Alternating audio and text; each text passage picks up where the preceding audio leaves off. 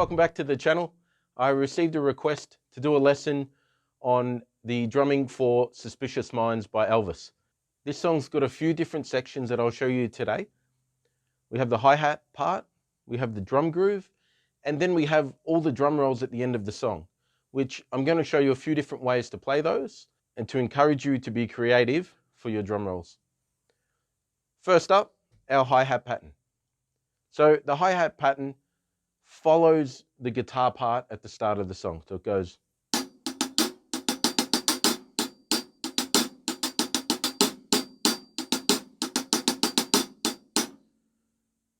But to give it that next level, we need accents, which are louder notes. So we're going to use some softer and louder notes in here. So we're going to use the accents like a crescendo. We're going to play up in volume, come back down, play up in volume. So like this. There's the first one. And here's the second one. So here's the first one. So it gets that little bit louder. And that's the second one. Gets a bit louder. So first and second.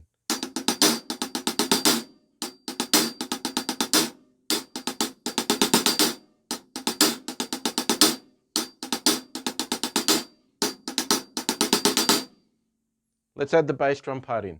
So with the bass drum, I'll normally play beat 1 just to signal where the start of that bar is. And then we're going to play and 1. So we go 1, 2, 3, 4 and 1, 2, 3, 4 and 1, 2, 3, 4 and 1. So.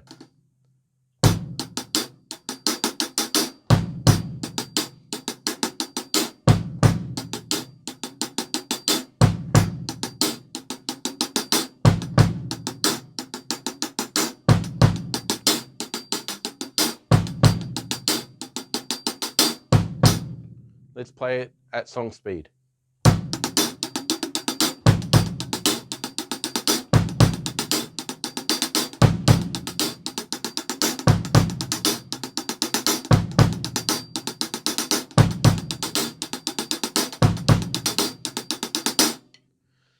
So work on that, play it slowly, make sure you're getting the accents right. At the end of each crescendo, open the hi-hat slightly.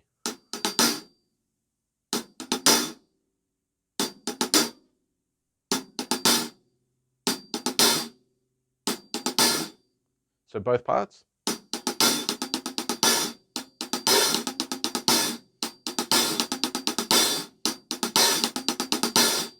Okay, and together.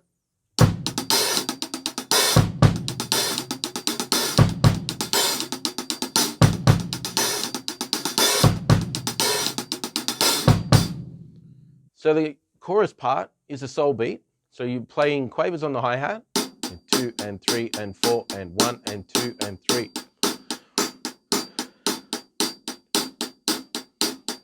One and 2 and 3 and 4 and 1 and 2 and 3 and 4 and your snare drum plays all of the downbeats. So 1, 2, 3, 4.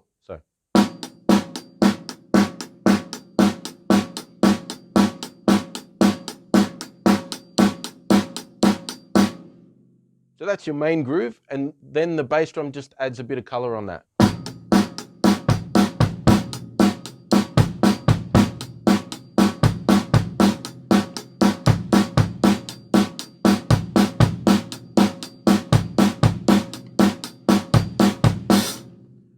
The next part is where they go into just playing the groove. So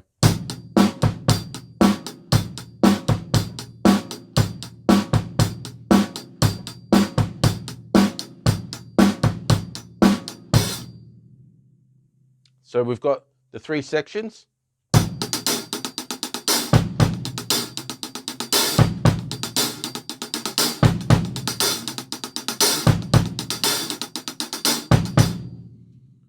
So counting the section, I'll just add this in. You'll play 1 and a 2 and a 3 and a 4 and 1 and a 2 and a 3 and a 4 and 1 and a 2 and a 3 and a 4 and.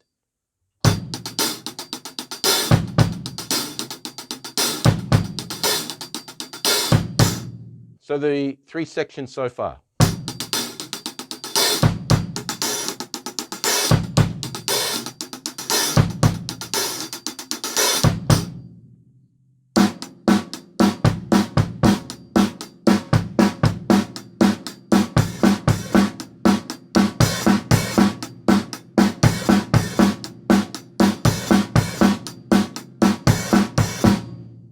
So that's your soul beat.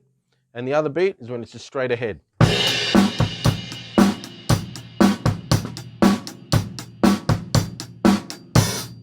Now you can play it on that part on the hat, or you can play it on the ride.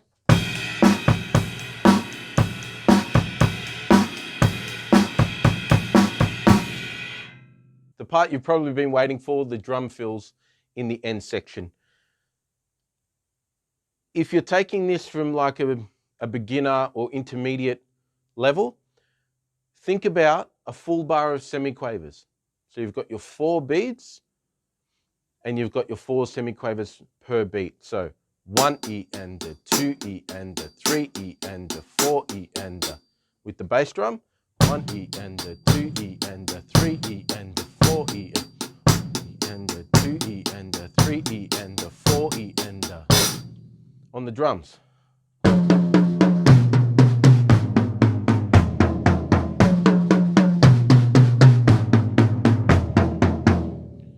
Moving it with some snare drum. A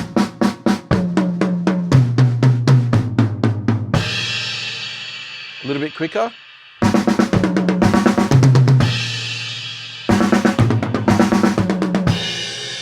little bit quicker again.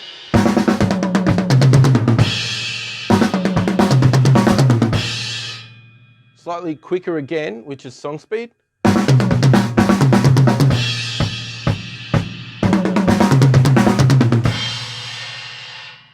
In the song, Ronnie Tutt omits a few of those semiquavers and plays some accents and some quieter notes. So instead of just going or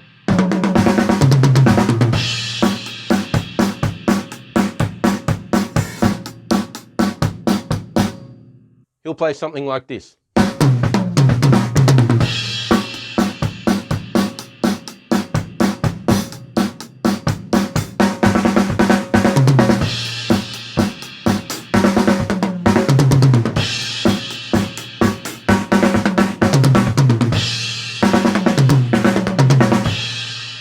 Take out a couple of the notes, play some loud, some soft. Like that.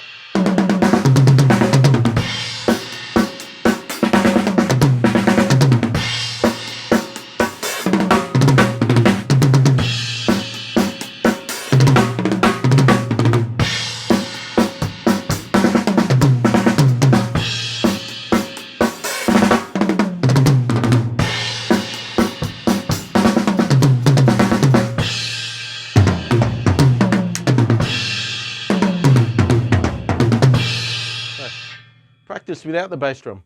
So you're just playing some fills on the toms.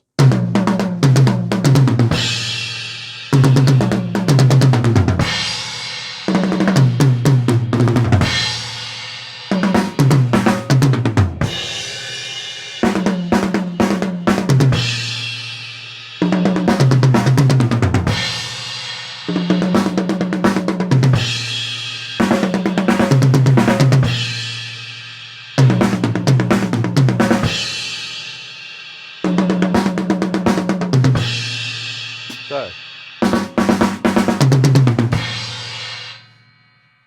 something for you to try is get some manuscript. In the 3rd space, which is C, that's your snare drum line. What you do is you do your 4 groupings of semiquavers. So 1 bar, make it go the whole width of the page so you can really spread that out. On the first line, you're going to do 16 notes. So 4, 4, 4, and 4, that's just a straight fill. Then the next line down, you take out a couple. So you'll just do 3 notes. So it might be like the 1 E and, leave the ah, or 1 E ah. So when you loop 1 E ah, sounds like this.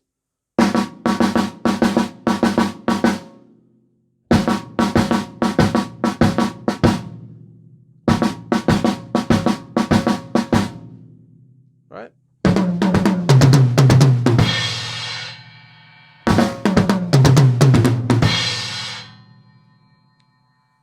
You might want to take out the E, so it's 1 ander, which is a gallop.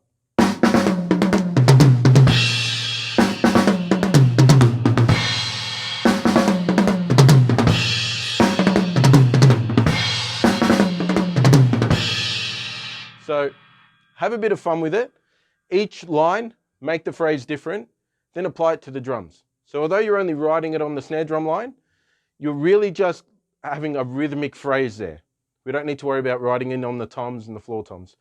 If you're at that level, do it of course, but let's keep it simple. Let's just use that as a rhythmic phrase or a rhythmic line, and each line we go down, we remove a couple of those dots and we create some phrases. So when we get into the song and we're playing this live, you can do this.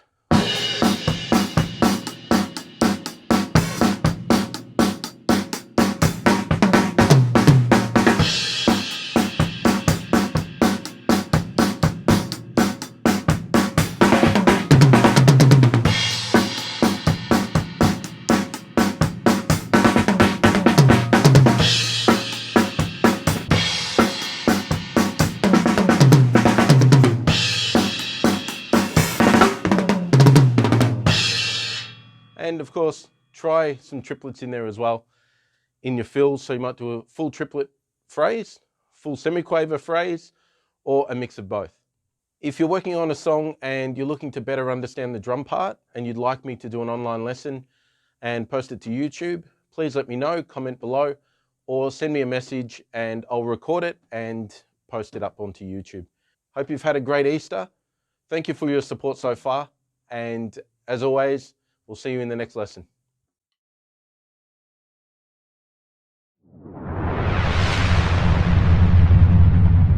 Welcome back to the channel, guys. I recorded how to play Suspicious Minds on drums. So we did a part 1. I didn't include the bridge section in that because it changes timing, and I wanted a separate lesson to show you guys how that's developed. So normally we're either playing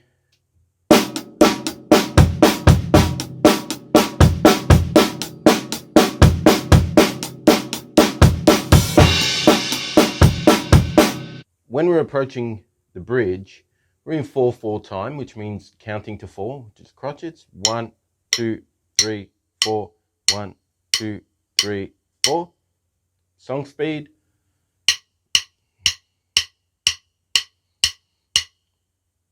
What happens in the bridge is we go to 6/8. So instead of 4, we count 6. And they're grouped in 3. So 1, 2, 3, 4, 5, 6. 1, 2, 3, 4, 5, 6. 4, 5, 6. 1, 2, 3, 4, 5, 6. We accent the 1 and the 4 because the 1 is the bass drum and the 4 is the snare drum. So it's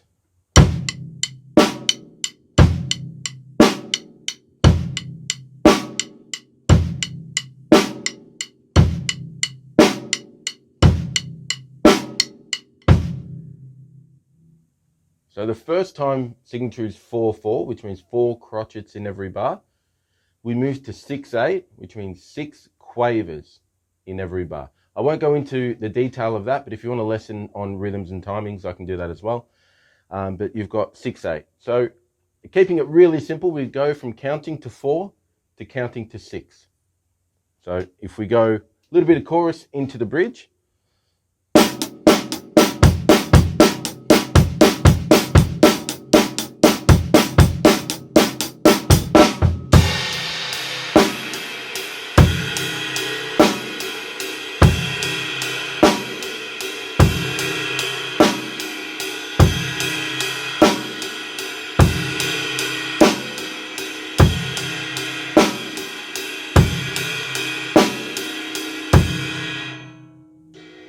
So that's going into the bridge. You can slow it down a little bit as you go into the bridge. So even if it's a straight ahead beat, so we slow up when we're going to beat 4. So we do this.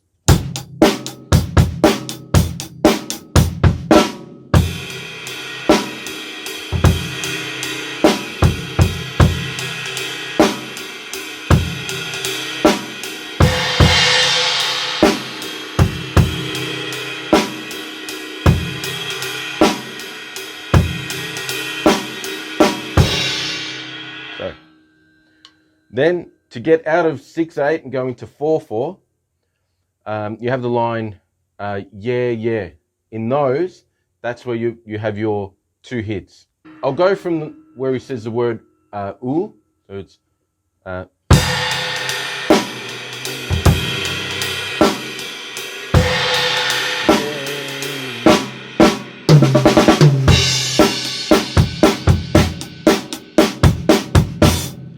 I'll do that again.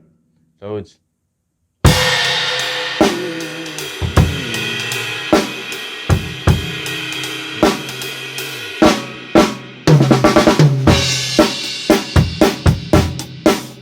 let's do the whole bridge. We'll do 2 bars before and then 2 bars out of the bridge.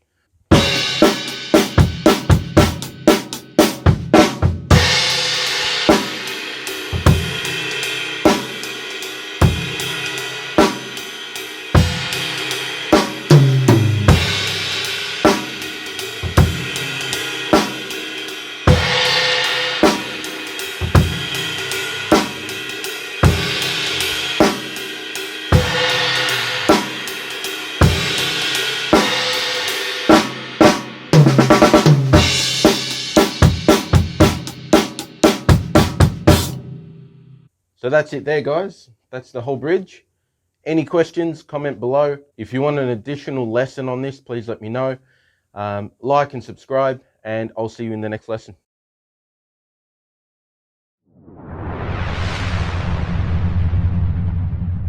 Hi everyone, welcome to the channel. If it's your first time viewing one of my drum lessons, thank you for taking the time. For everybody that's coming back, thanks again for your continued support. This lesson is basically a training lesson that forms part of your weekly practice. It could be even daily practice. You'll see here I've got a grid of a few exercises that I work on. Now, I made this about 8 or 9 years ago because I needed to work on perfecting the basics again. So I ventured away from this for a few years and didn't think it was as important.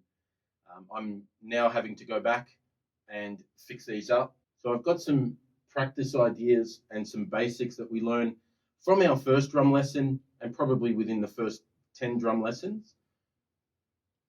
They are the basics, which are the basic 5.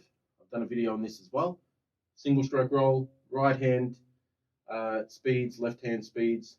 We'll be doing right foot singles, left foot singles. Then we go into double stroke roll, single paradiddle, double paradiddle, triple paradiddle, flams. We go around the drum kit playing 4s or a group of semiquavers. A rock beat, 1 and 1, which is basically right hand, 1 hit, right foot, 1 hit, same on the left. 2 and 2, 2 hits, 2 hits, and 1 and 2. You either play that as a triplet, 1 and a 2 and a 3, or you play it as a gallop, 1 and a 2 and a 3 and a 4. And the last one is a Virgil Donati pattern that I saw on one of his 80s drumming videos. We play 7 notes, which are in a crescendo, and then we play the next 7 notes decrescendo, and we loop that. The reason why it's gridded like this is you can choose if you want to go up 5 beats per minute, 10 beats per minute, and you write that. You start with a tempo, then depending on your progress, you may add 5 beats, 5 beats, 5 beats, or go up by 10. Although we're writing down the speed, we want to be accurate with everything that we're doing. No point going 20 beats per minute up and it starts to sound either tight or like rough around the drum kit. One tom is louder than another.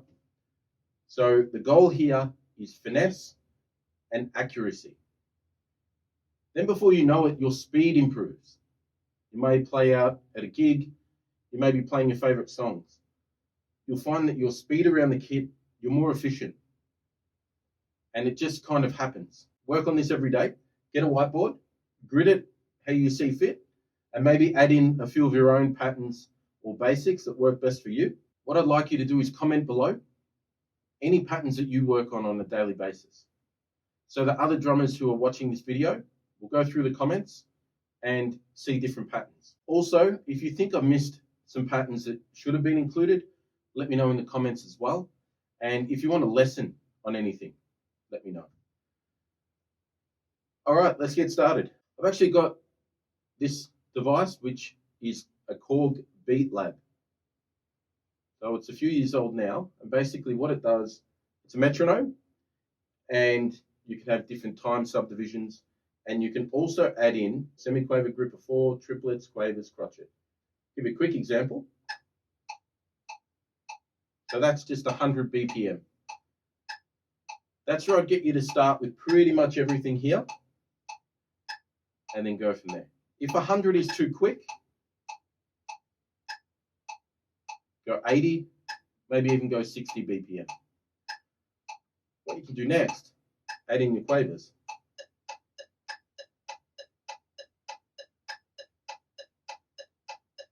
If you want to know what triplets sound like over the main beat,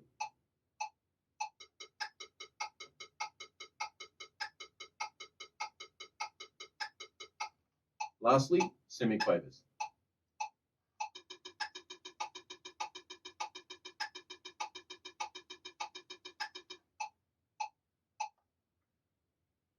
So when we set 100 BPM, for most things on the list, it will be semiquavers. So 4 per beat.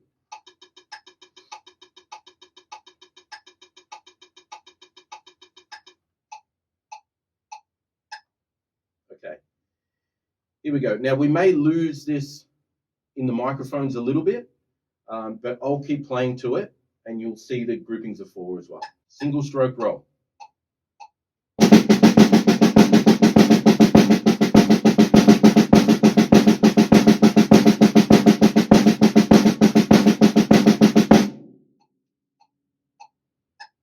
What we'll do next, we'll do the basic 5 first and then we can come back.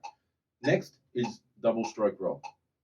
So 2 hits, making that a 4 that will fit per beat.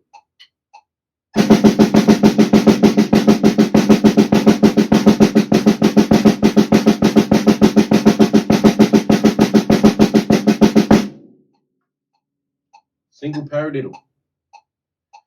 Right, left, right, right, left, right, left, left. And you hear on the metronome that higher click is beat 1.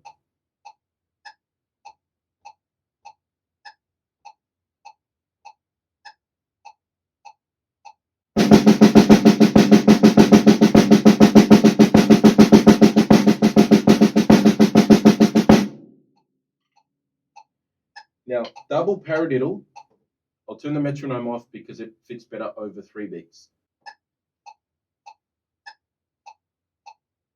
You'll hear now that there's 3 beats. 1, 2.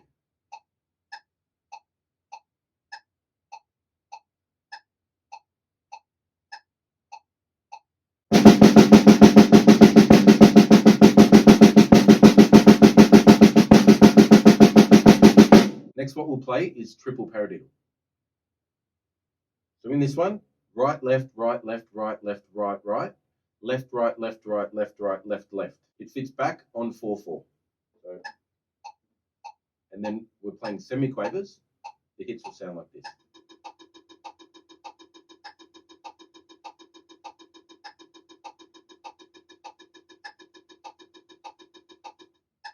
Okay, here we go.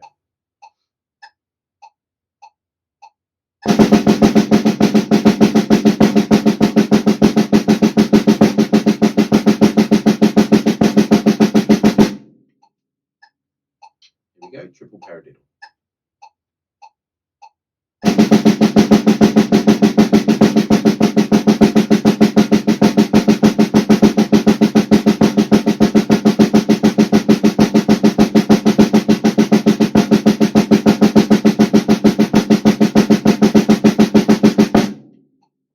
We got down to here, triple paradiddle, we're going to go back. We're going to go right hand, right foot, left foot. So 4 different patterns. What we want to do with our right hand is play semiquavers. So we do this. Now, 100 is probably too quick. I started at 70. 100 it is.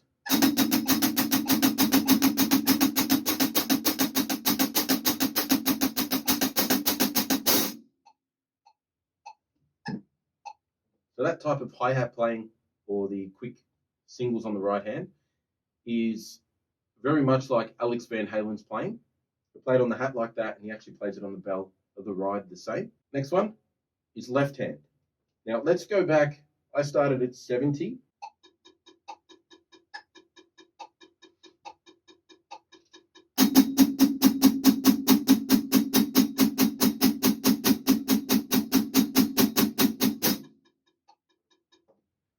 That's right hand, left hand. Then we go to our feet. So on the feet, I started at 55. We'll go back to 55. So put it near the microphone.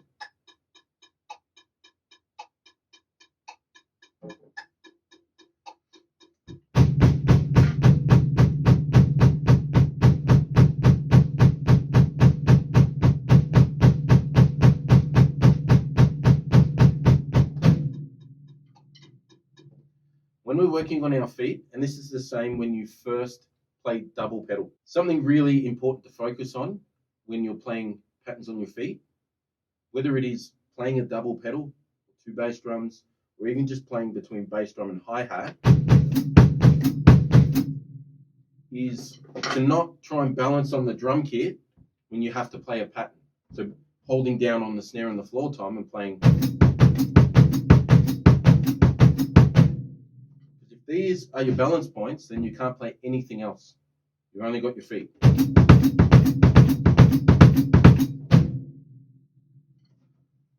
So what we do is, there's a couple of ways. You can either tip your drumsticks up like this and play your patterns, or what some people do, they hold the bottom of their chair and they balance. Try to only rest your hands near your body. Instead of grabbing your seat or holding onto the drums, rest them on your lap maybe, or hold your drumsticks out of the way. You want your hands free because you're going to be playing different patterns. Now, anybody who plays double pedal,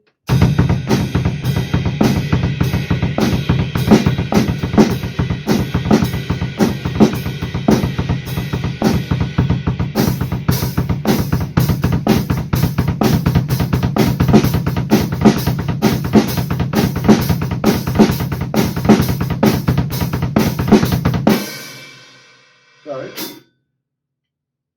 what you want to do, get the best center balance. You don't want to lean too far forward or too far back, or maybe because you're trying to play your right foot, you'll lean more to your left. So most drummers will be leaning slightly to the left. So if they're playing,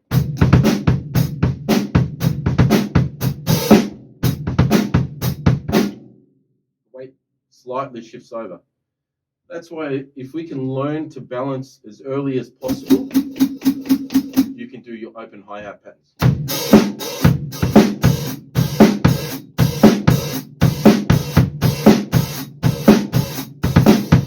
Back to the feet. In this one, we set 55. You can go slower if you want. That's 55.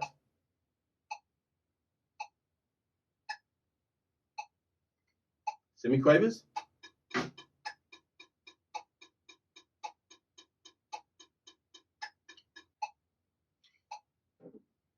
Let's do right foot.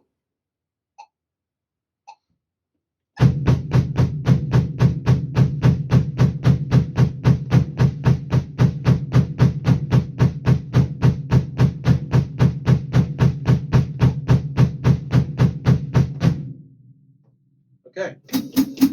With the hi-hats, a little bit tricky. Depending on how you have your hi-hat set, some people have it the nut on the hi-hat loose, so you get more of a wash when you play. When you're practicing this method, you're probably going to have the hi-hat a little bit more open than normal. So a lot of drummers, including myself, I only have it open very little. That way I can sizzle the hat, or I can open the hat, but not too much. So open it up that little bit more, and then you're able to play this pattern. Let's set the tempo. Semiquavers.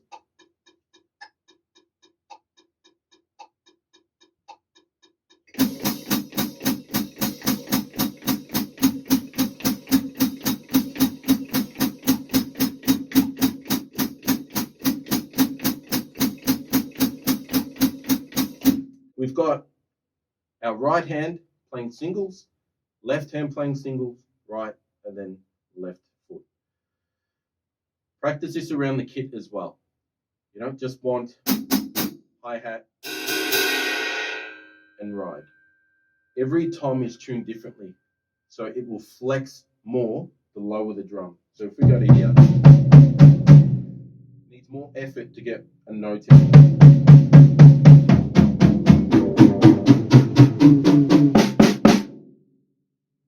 Pick 4 drums. Now if you've got snare 2 up and 1 down, that's more common. You're just doing 4 hits per drum.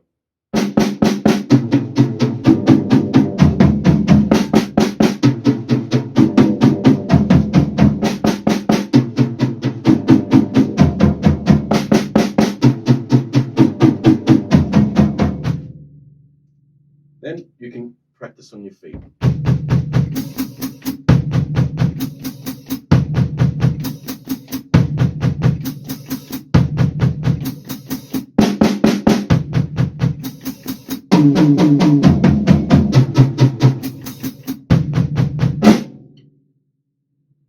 Keep moving on. Next is flams. So flam, normally quiet left hit to a loud right hit. Then opposite. Quiet right hit, loud left hit. Do a couple of those. So I'll separate the flam a little bit so you can hear how it works. And I'll play these strokes higher. Here we go.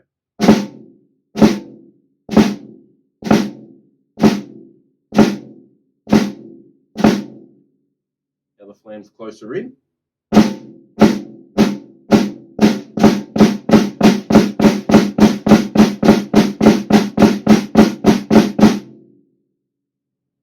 Go back to my first tempo, which is 180.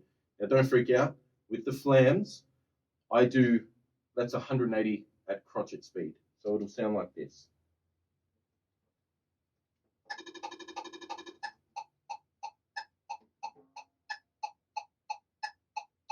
So if you're doing 1 flam per beat that you hear, it's not too quick. If you want, you may do 2 flams, or you might do 4. I would probably say do 2. That way you do your right accent, left in the gap, then right accent, and left in the gap as well. So.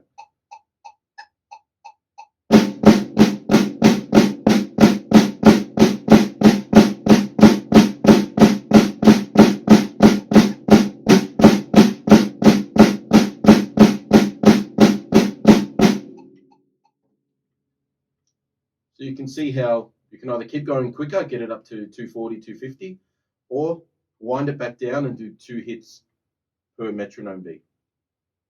Again, everything we're doing in this, wherever possible, play it around the drum kit. Because if you're playing over here, you want it to still sound good. So if you have to do like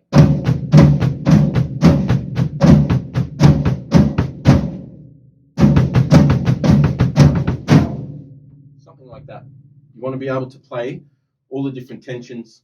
You may even play it on the cymbals or up on the rotos. Next one, playing drum rolls around the drum kit is what every person wants to play when they think of playing drums. If they think, I'm going to take on drum lessons, they want to play all the drum rolls. Play a rock beat and then playing fills. This one's an easy one. 4 hits per drum. So we've got snare, tom, tom, floor. The one tricky bit is getting the left hand, which plays the last hit, back to here without getting in the way of the right hand when we loop this. So it's like this.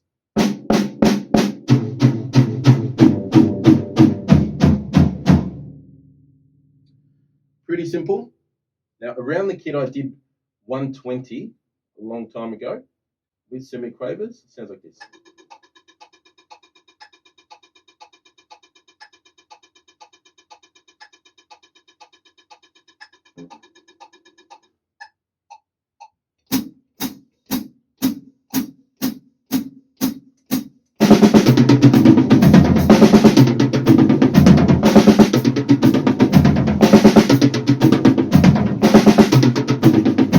This pattern especially, you want want to be able to play clean. Now you can play your 4 like that around the kit. If you're playing a bigger drum kit or slightly different configuration, then you can practice your patterns around the drums on different toms and cymbals and everything. Let's go through around the kit again and gradually make it quicker. You can put the bass drum in as your center of time. So that's 1 bass drum per set of 4.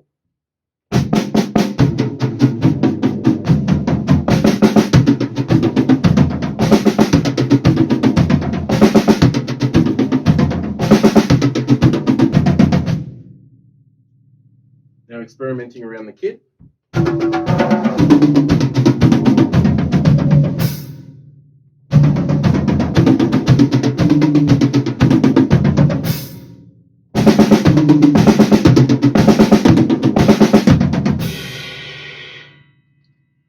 Work on this one.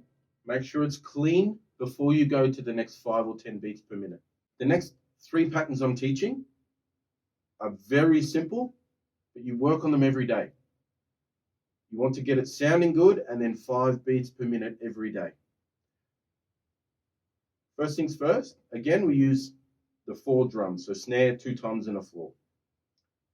This one is what I call 1 and 1. We're doing right hand 1 hit, right foot 1 hit, and we repeat.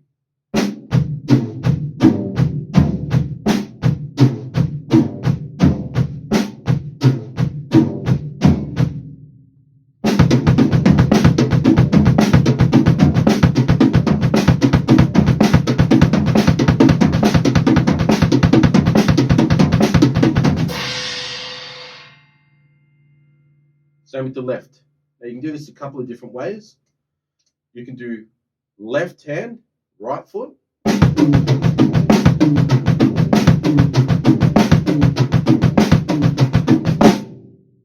Left hand, left foot.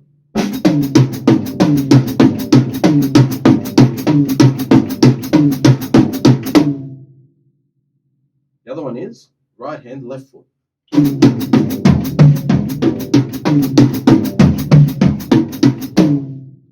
That's if you've got percussion on your left foot, or just playing a simple hat. Some people have a cowbell, a snare drum, they could have another bass drum. It just gets you trained up that if you do have to use that in a performance or a recording, that left foot works really well. 2 and 2. 2 right hands, 2 bass drums, and of course 2 left hands, 2 hi-hats, and then we can mix them up. So here we go.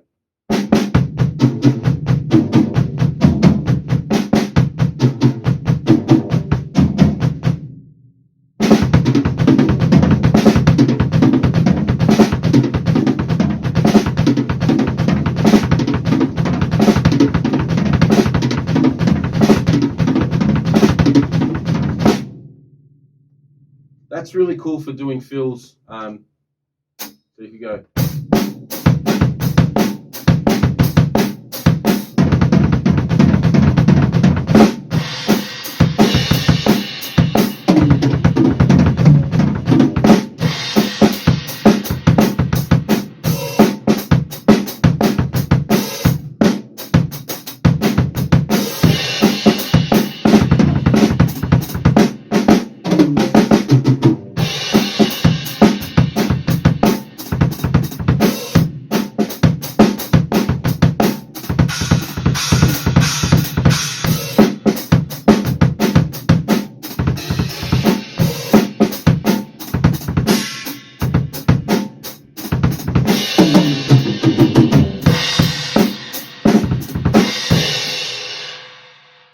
You can see how you can play that around the kit and be creative using hi-hats, cymbals, and other drums. Do that, right hand, right foot, left foot, and then mix it up. So right hand, left foot, left hand, right foot. Got one more of those 3 to go, and that is 1 hit on the hand, 2 hits on the feet. 2 ways to play it, either triplets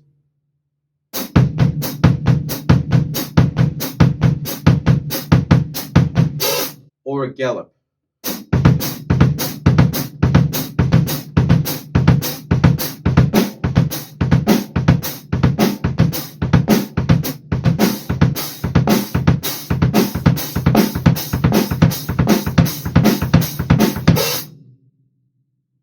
play them. I practice them around the kit. Let's do triplets around the kit using the 4 drums again.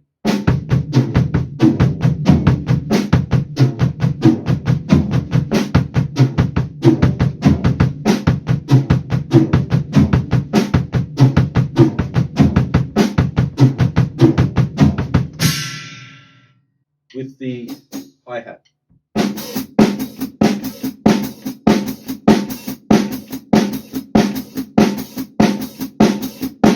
Lucky last for this lesson. This one I worked on every day.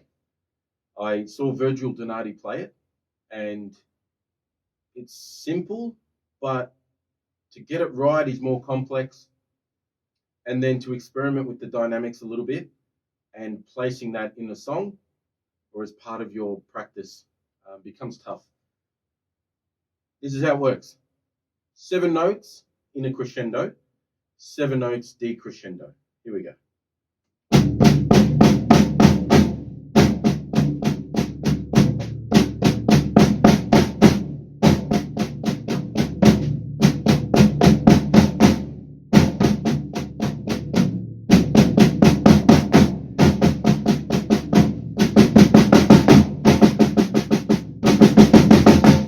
A little trick to make it more efficient is when I start playing or play the quietest of the notes, the drumstick is pointed down. Like an accelerator, when I need to go louder, I know it's not faster, but when I need to go louder, you push down, and that gives you that range of motion with the drumstick. So you start like this, and then opposite. You just over here on the drumstick at the end. You'll see now, my arms will go kind of downwards, and then they go upwards again.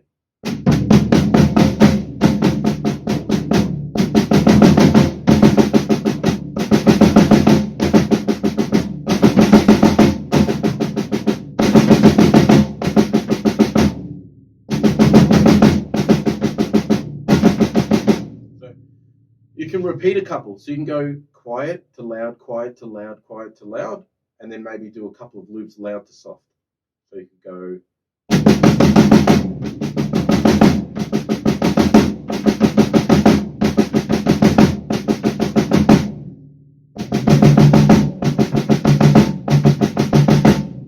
Decrescendo.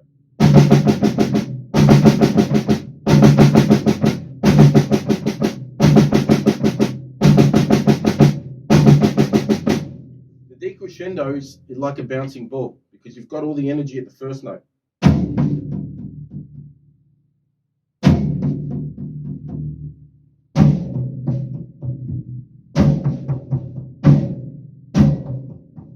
You've got that downwards motion.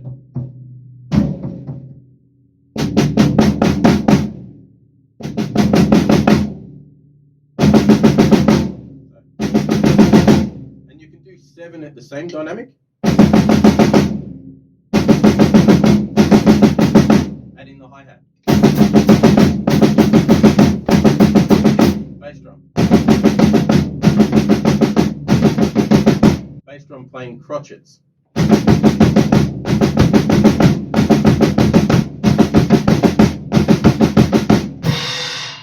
So we'll wrap this lesson up. Create a board like this. Let's say 5 patterns that you really like playing. Then you will need at least 10 patterns that you must be practicing every day. There will be patterns you don't enjoy playing. You might not like playing flams.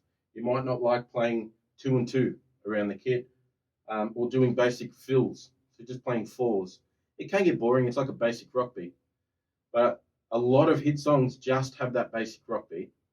And if you're playing in a band and the singer or the musical director saying, all we need is a beat,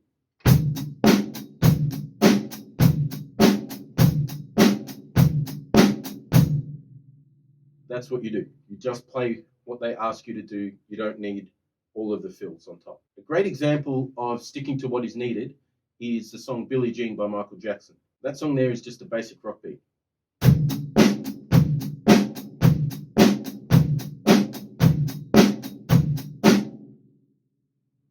As soon as a drummer gets creative and does one of these two things, the beat is ruined. If they drive the hi-hat too hard.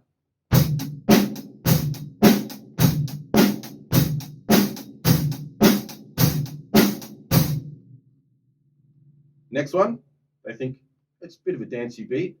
Play 4 on the floor.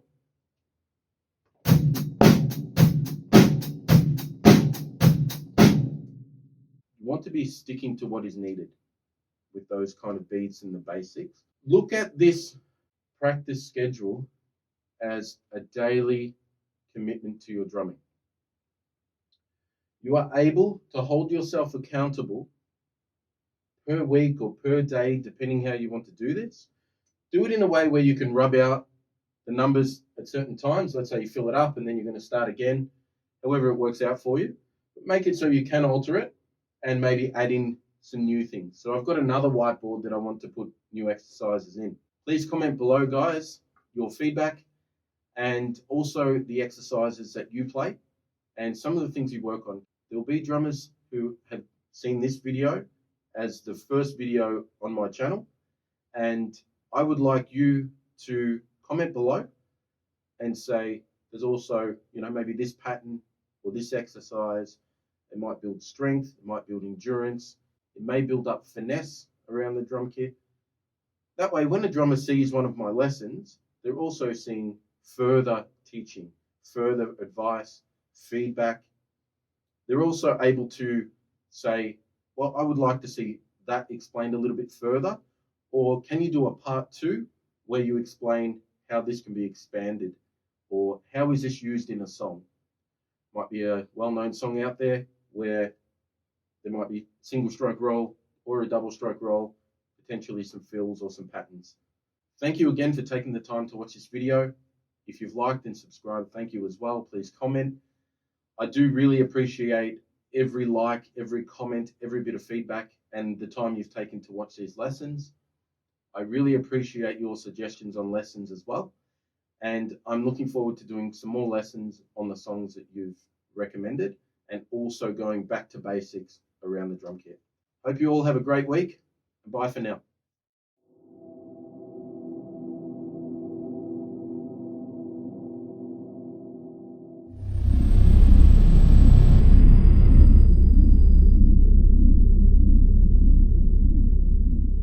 Welcome everyone. It's the 100th video that I've posted to YouTube. I'm going to teach you a technique using the drumstick that is the end result of moving from shoulder to elbow, wrist, then to fingers, so that you can play with a bit more finesse and play faster than what you could using elbow or shoulder. So in this, what we're going to do is, in this crease in your finger, that first one, you're going to put the drumstick in like that, about 2 inches above the hand, maybe even 3.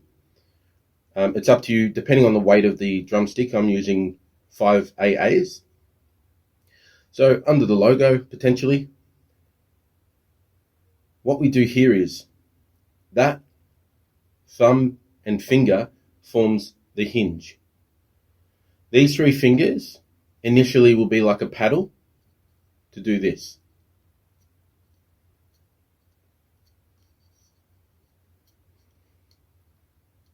So the first part of this lesson is just learning how to do that. And we're just hitting the drumstick against that part of the hand,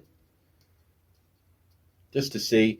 Now, when I was learning this, the drumsticks would fly out that way, or flip over the top, or just fall straight out of my hand. So work on this. Just doing this for now. Try to keep those 2 fingers from moving up or down, and those 3 together, making that paddle to do this. Once you've got that down, 2 different ways. When drummers play the other way, there's the hinge, there's the 3 fingers. So that's what we'll get to by the end of this lesson. There are drummers that play the hinge on the middle finger. That first finger is a guide.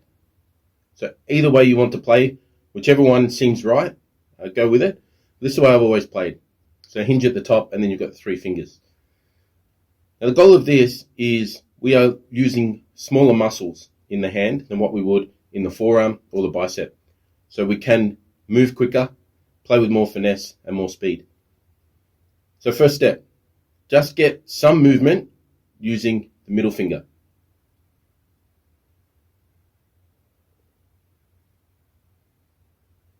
Just like that.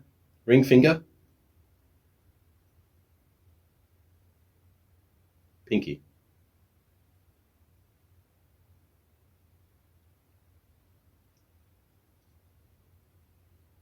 You can play this a couple of ways. So the pinky finger being the shorter finger can be tough to get strength in there and the reach. So you can use just the middle and the ring finger. So just doing that.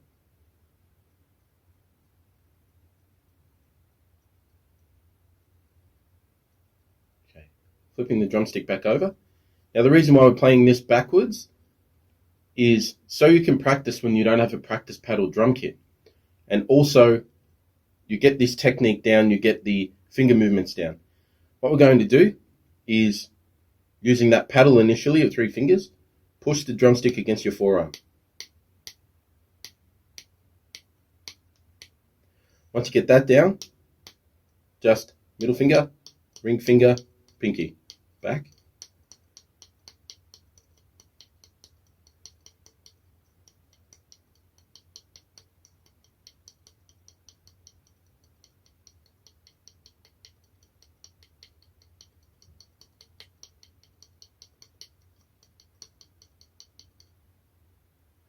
Once you've got that down, start to bring the angle of your arm up, which will make it more difficult to get that travel to your forearm. You don't have the weight of the drumstick to leverage off until you go pretty much vertically.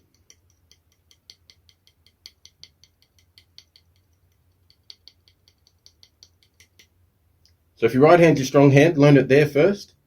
Then you learn it on your left hand. Same technique, same principle. And then from there, I'll just offset these a little bit. Play single strokes.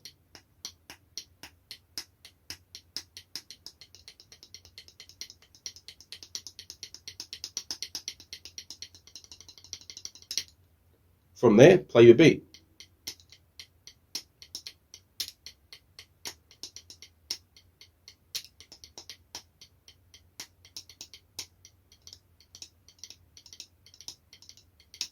Okay. Then use your fingers. So this is just middle fingers, ring, pinky, back, middle. The benefit of doing this is you can practice anywhere. If you're on the way to a gig or pre or post sound check, you can use this as a warm-up technique, and you can play accents, whatever pattern you want. As soon as you flip the drumstick over, it applies that way. So then your speed will increase as well. Now on the drum, you are going to get the rebound off the drum head. When you do use this finger technique of these 3, what happens is, because they're smaller muscles, it is harder to control that rebound off the drum. It is going to shoot the drumstick back up. Many times over, you're going to find that the drumstick will throw off that way, or it's going to throw off through the opening in your hand out that way. You may even drop it straight down again. So practice on the snare drum first. Practice on a practice pad if you can. Then straight onto the normal snare drum head.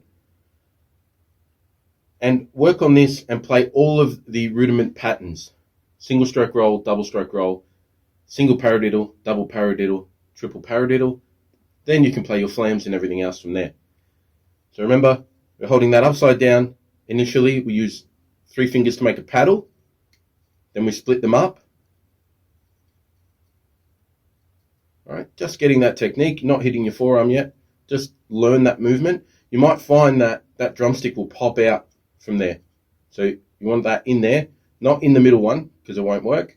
That first crease. So once you've got that down, paddle up to your forearm, and then split the fingers up, middle finger, ring finger, pinky finger, back.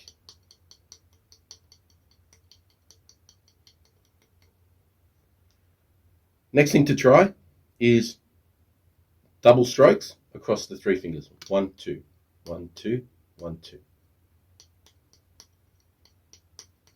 And just forwards and backwards. 3s.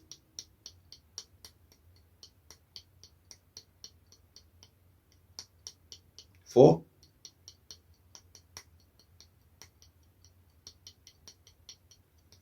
Now it will jump around sometimes.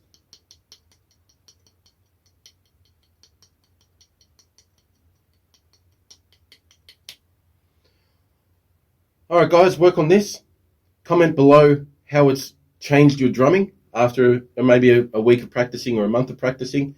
Please comment below any lessons that you would like or any techniques that you'd like explained as well. Applying this technique to the drum kit. So now we move on to the drum kit. We're going to use practice pad for now. We're going to use this technique on this practice pad so that we can get the full rebound off the drum. Remember, we start with just that paddle. Then once you're confident with it, you break it off into the finger technique of those 3 there. What we want to do, singles, just middle finger for now. So what I'm doing, I'm controlling the bounce and that rebound. So I'm not driving too much power through my hand. It's more just controlling the rebound. So that will sound good. Then try ring finger.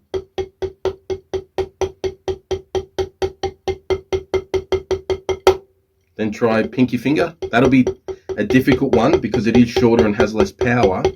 It'll throw the back of that drumstick out. It'll go underneath or it'll go out that way.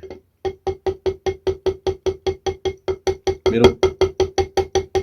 Ring finger. Pinky. Ring finger. Middle finger. So just forward and backwards through the 3.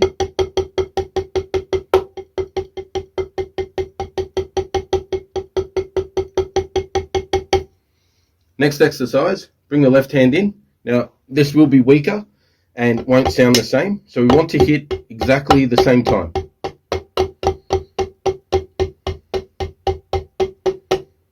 Ring finger.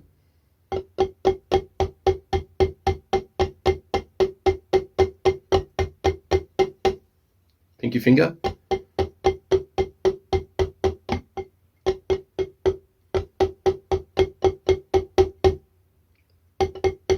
The goal of this, after a lot of practice, playing single strokes,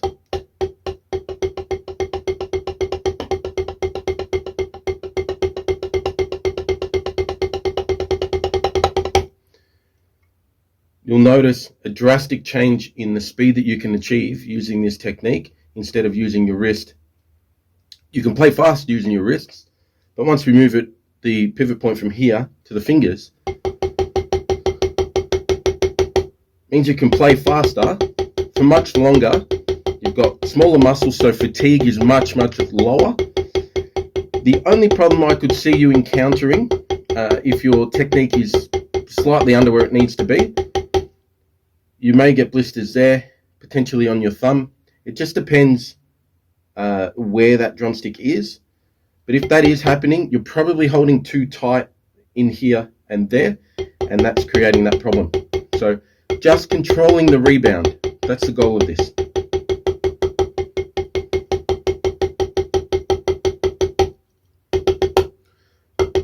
So a good way to apply this to the drum kit is to play it on the hi-hat. You'll hear this technique in a Van Halen song in the Right Here, Right Now concert. Alex Van Halen plays semiquavers on one hand, so on the hi-hat. In the song Right Now, you'll hear him. He'll play it on the hat, and then he plays it on the bell of the ride cymbal.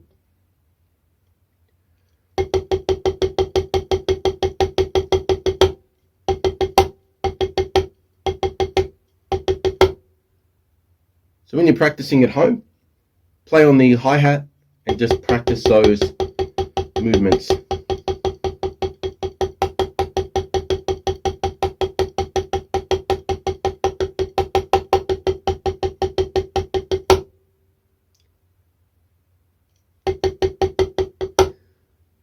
Please like and subscribe for more lessons, and please check out my new series of 3-minute drum lessons and also my lessons on Kiss drummers and other songs and drum patterns.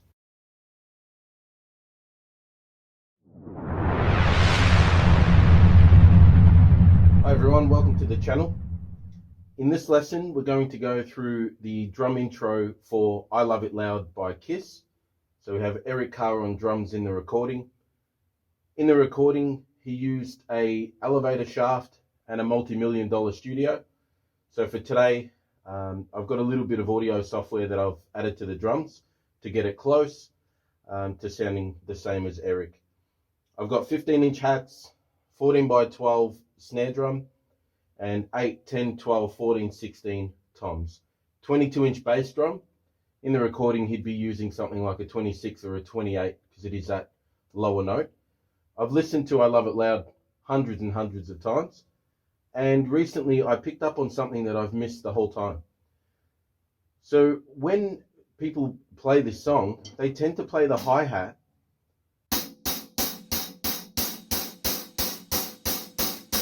so they're playing dynamically straight line, so there's no loud or soft note. What Eric plays was he plays the accents on the hi-hats. Comment below where you think the accent is. Is it on the downbeat or the upbeat? Eric places the accent on the and or the upbeat. So it's like this.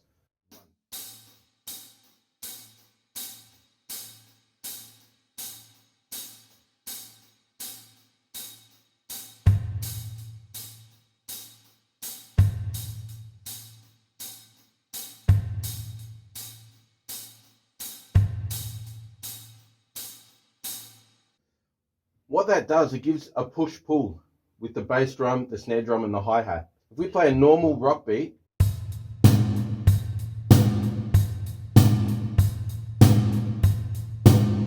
the hi-hat playing the same dynamic on every note. Now let's play it with the upbeat.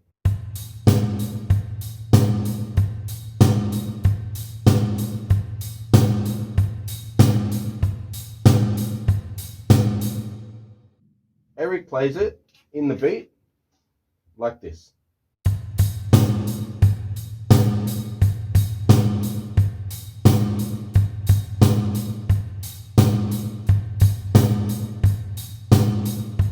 You can hear that push-pull between bass, snare, and hat. It kind of rocks the beat backwards and forwards.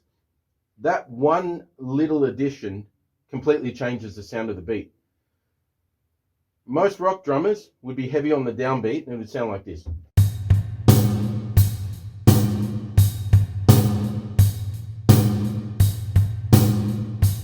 So it's just driving too much. There's no real air in the beat, no space, and it doesn't rock the same. So it'll be like this as normal.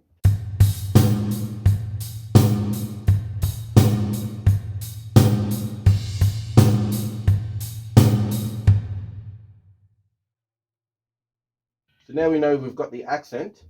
I'll play the whole opening. So we have the drum part by itself and the drum part with the yeah yeahs, and then the fill, and that's where we'll stop. Here we go.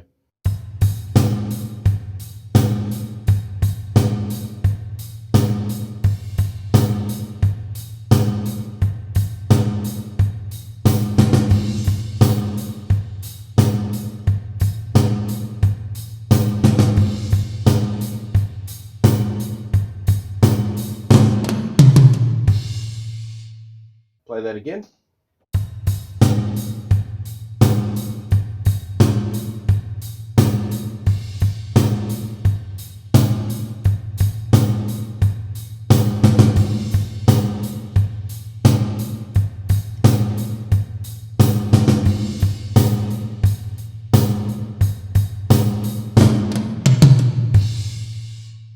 So that's the opening beat. If you need to slow down the playback speed of the clip, just go to 75% or 50%, and see what's being played.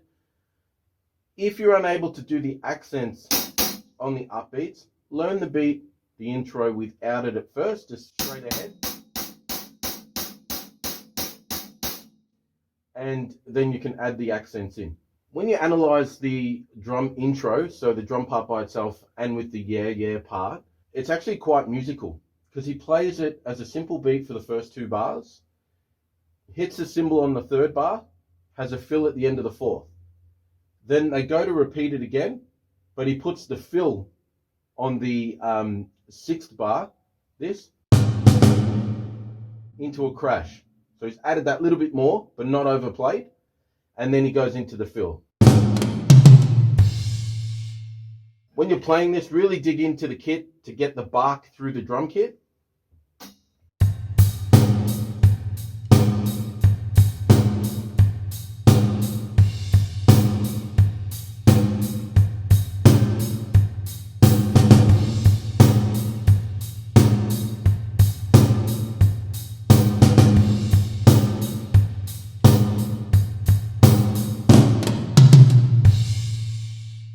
Then we're into the song and the foot pattern changes.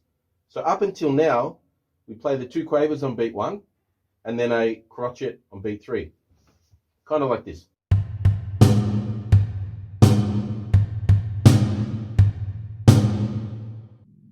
As soon as the whole song comes in, it does this.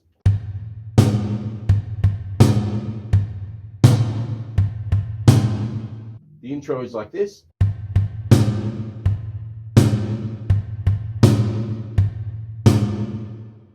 The rest of the song is like this.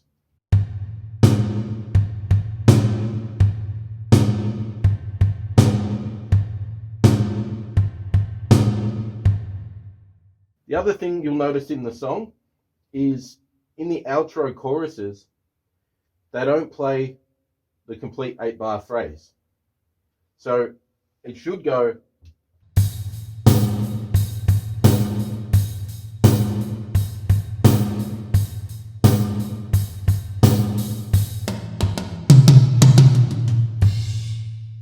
a couple of the ending fills go.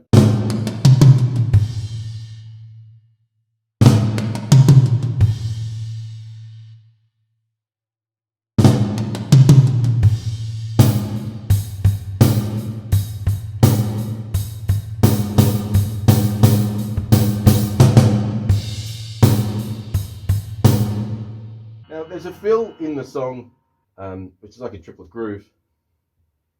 This is how I play it. It may not be correct, but it's generally how I do it. So left down.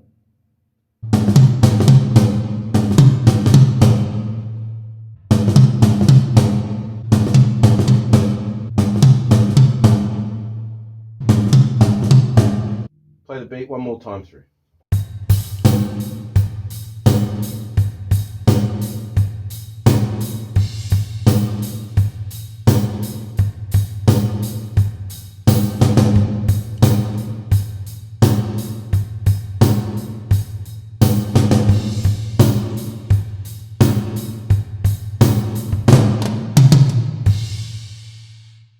And I'll leave you with the Creatures of the Night intro, now with this new drum sound added.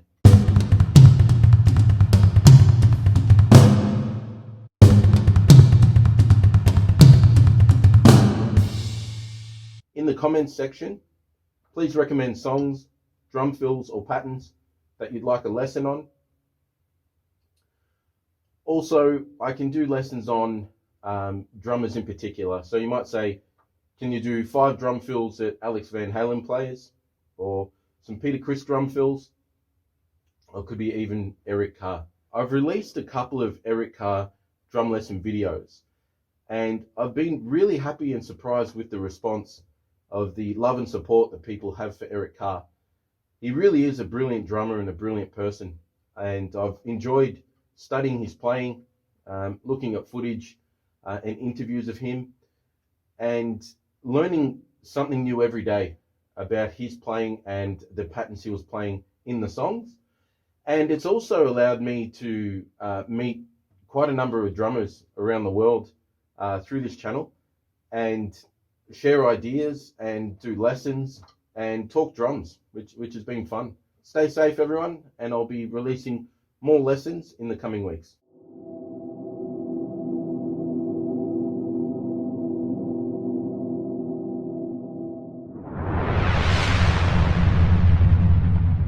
Welcome, everyone. Let's get straight into it. So the drumming intro has two sections. You've got the drum beat, and then you've got the drum fill. So with the drum beat, it's a syncopated rhythm, which means on and off the beat. Here's how it goes.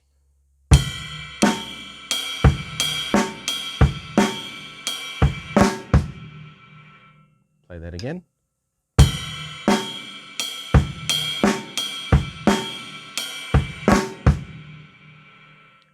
In the recording, he's playing a cowbell. For this example, I'll just play the bell of the cymbal.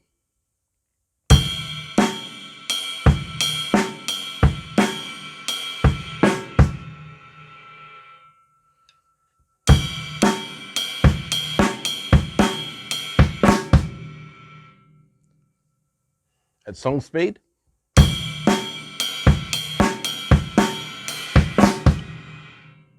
One, two, and up. Really slowly.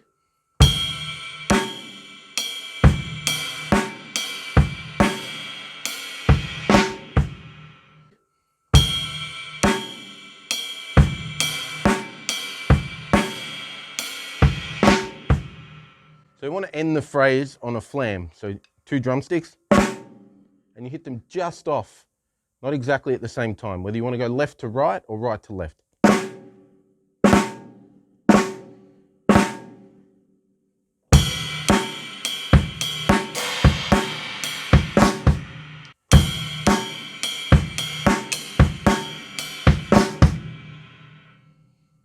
Okay.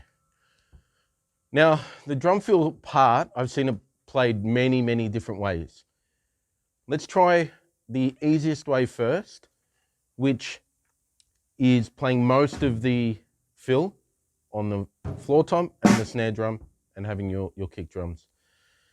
Now, the phrase is in groups of 3s, but it's a line of semiquavers, which is 1E and a 2E and a 3E and a 4E and a. But instead of accenting 1 in every 4, we're accenting 1 in every 3.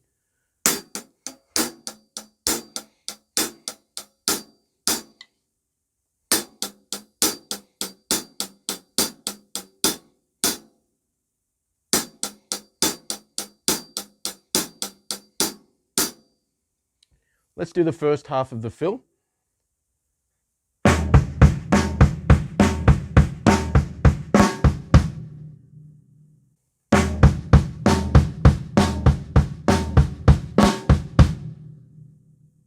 One E and a 2E and a 3E and a 4E and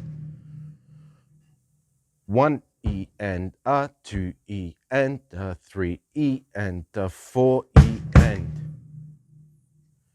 1E and a 2E and a 3E, the 4E and 1E and a 2E and a 3, the 4E and with the bass drum.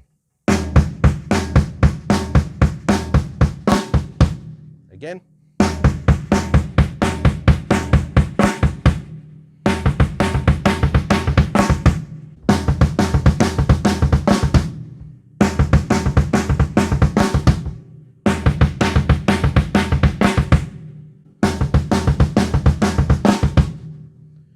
The second half of the drum roll,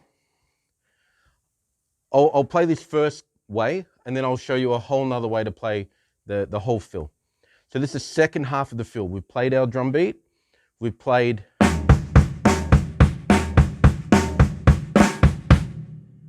the next part is flamming. I'm going to use the 2 toms and this floor tom. If you're playing a four-piece drum kit, you have your 2 toms and a single floor tom. I won't make it any more complex by playing any other floor or high toms. So the next part is flamming the same pattern again.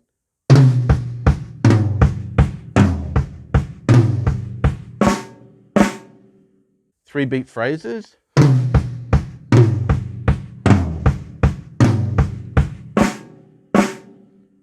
So we're going 1 E and a, 2 E and a, 3 E and a, 4 and.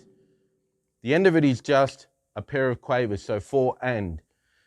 1 E and a, 2 E and a, 3 E and a. 1 E and a, 2 E and a, 3 E.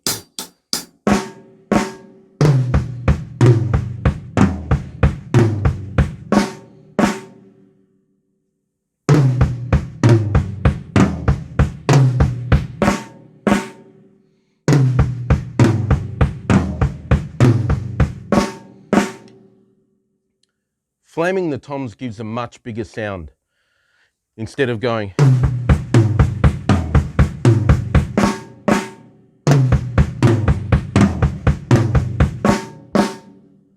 Let's play the whole drum fill. I'll play it slowly first.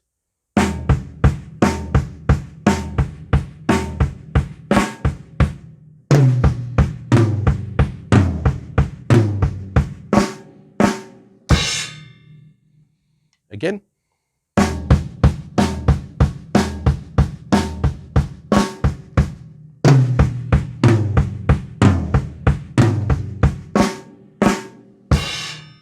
You would have noticed there that I missed one semiquaver when you join the two drum beats together. That gives the phrase that one semiquaver gap to breathe. And I'll show you where it is.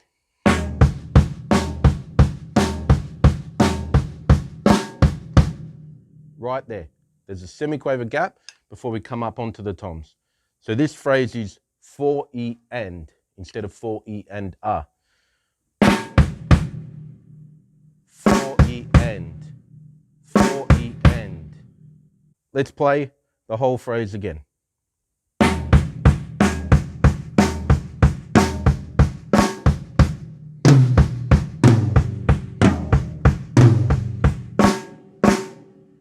Let's play the whole beat.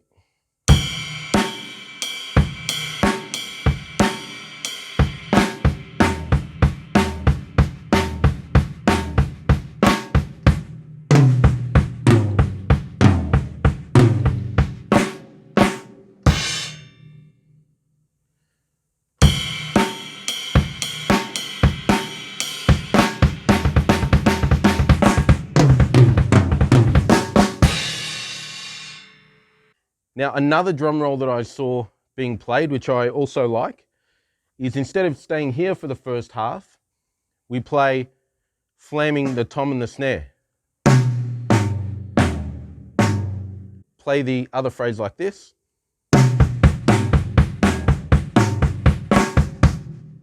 And just play pretty much the same again. So first half.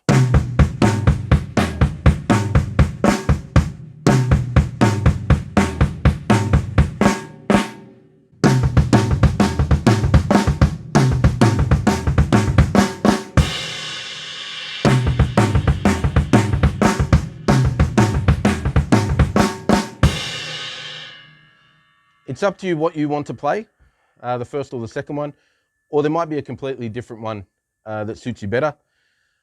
Depending on your ability, you can simplify it a little bit. If you're unable to flam around the kit, you could do one hand.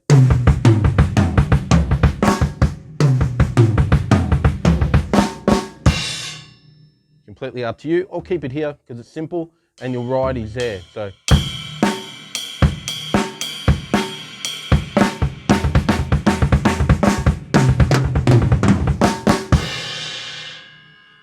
Completely up to you. Please leave your feedback in the comments, and if there's another song that you'd like me to break down and do a lesson on, please let me know.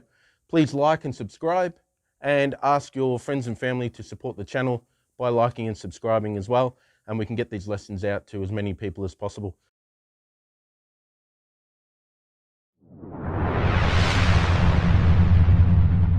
Hi everyone, today I'll go through how I get my bass drum sound. We'll go through what pedal I use, the drum heads, and what the drum is made out of. and my preferred tuning method as well. So to start off, I use a pearl eliminator, double pedal, and you'll see they're like a quad head. So they've got two plastic shapes, one slightly rounded and one with a flat back. And then they've got two felt, which is a white, flat front and curved. The setting of this is all personal preference. What I've found is with the square fronted white felt, you're going to get quite a thud without a click. Whereas when you go the square part there, which is plastic, and that strikes the drum head, it will be more clicky. So you're going to get quite a boom from it, but it will be a clicky sound. I found a lot of metal drummers play the plastic sides and the flat side. Also, when you play a DW pedal, they generally square felt one end, and have a square plastic end on the other side, so that you can flip it around to suit whatever song you're playing. The drum head I'm using is a Remo color tone, and it's actually done in purple. I have used an EMAD, so clear EMAD, for probably 10 plus years. Love the EMAD drum head. It's the one with the external dampening on it. I changed to the color tone because my whole drum kit is now color tone. I'm not endorsed by color tone. It was just a choice to try something new out. And I found that it gives a slightly muffled bass drum sound. So you're getting the Eric Carr sound, kind of a boomy bass drum as well. It doesn't have the clarity that the EMAD has, but it still gives quite a low note as well. The next part of my drum sound actually comes from the shell construction and also what type of wood were used in my drums. So you'll see here up on the toms, there's actually a darker stripe there. That's Jarrah, and then the caramel color is Fijian mahogany. Now the Fijian mahogany gives the lowest note, the boomiest sound that Red Rock drums offer. Now you can bring them different types of wood or ask them to build something for you. I've gone for the Fijian mahogany Jarrah mix. This is the only full drum kit with this setup. I opted for the Fijian mahogany with the Jarrah stripes. So those staves here, so there's two staves here that are Jarrah, and the rest of the staves are Fijian mahogany. And the way I've got it set up is there's 4 sections of Jarrah, top and bottom, and then left and right. They've also got wood hoops with the Jarrah inlay. This is the bass drum sound that I currently have. That's with snare off, snare on. So, been able to get quite a big note out of it. I've been experimenting with the tuning, and I've finally got that kind of low note and also the big sound. In the drum intro of I Love It Loud, you'll hear the mighty drum sound that Eric Carr achieved. Now, that was done with a much bigger bass drum, and they actually played it into an elevator shaft.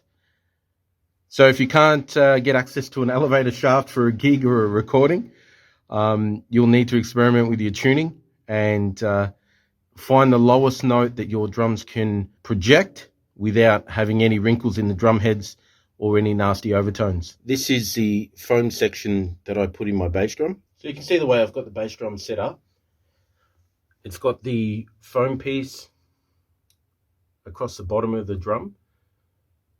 Now the sound hole for this drum is on the bottom of the drum, and I've used the nut from the sound hole to hold that piece of foam in so it doesn't move when I'm playing. You'll notice that the bearing edge is lighter than the rest of the drum. This drum originally started with 45-degree bearing edges. I took it back to Red Rock Drums because they suggested that we cut fully rounded bearing edges on the whole drum kit. I mentioned to Roger at the time that I'll go for rounded bearing edges on the 2 floor toms and the bass drum, being the lower drums, and keep the 45-degree bearing edges on the 8, 10, and 12. So far, I'm really happy with it. The 8, 10, and 12 have quite a bark to them because they have the 45-degree edge, and the floor toms acoustically are brilliant with the rounded edge, giving you a much lower note and further resonance. Only having this foam piece, the drum was too ringy. It even with the EMAD on it, it was quite a boom I wanted a more of a shorter note. So nothing special on the next step. This is just a bed sheet folded up so it touches the batter head and the front head. So in order to get the bass drum sound that I've currently got, I've got that foam piece that is tightened into the sound hole that touches the batter head and the resonant head. I've got the bed sheet. After the bed sheet, it's a pillowcase, so just an empty pillowcase. And on top of that is a fitted sheet as well that I've just folded up pretty loosely. So I push them down slightly. Then I put the resonant head on, tighten and tune. And through the sound hole, you can move the blankets around a little bit to either lower the height of them or to move them for a more optimal sound. Next step, part of the process is tuning, of course. So I haven't altered the batter head so far. We kept that as it is. I just took the front head off to show you what I use inside the drum. When we tune any other drum, we use a drumstick, and we normally just tap to get our note. So instead of using a drumstick, because the drum's so big, you're not going to get that longer note when you're hitting it to correctly tune. After only finger tightening these, you can adjust where that drum head sits. So you can shake that around a little bit to get it as vertical and as in line as possible. The next step, instead of tuning using a drumstick, we're going to tune using a bass drum beater. Now, just for this exercise, I'll use this wood beater, but you're better off using a felt tip so you just get the note. What we'll do, we'll go around, make sure there's tension all around the drum. Once there's tension, then we do our star pattern of tuning.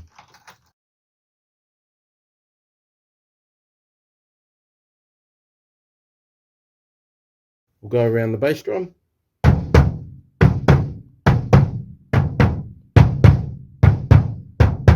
You'll hear in that it's too loose. There's a waver in the drum. Just there. We'll tune it up again.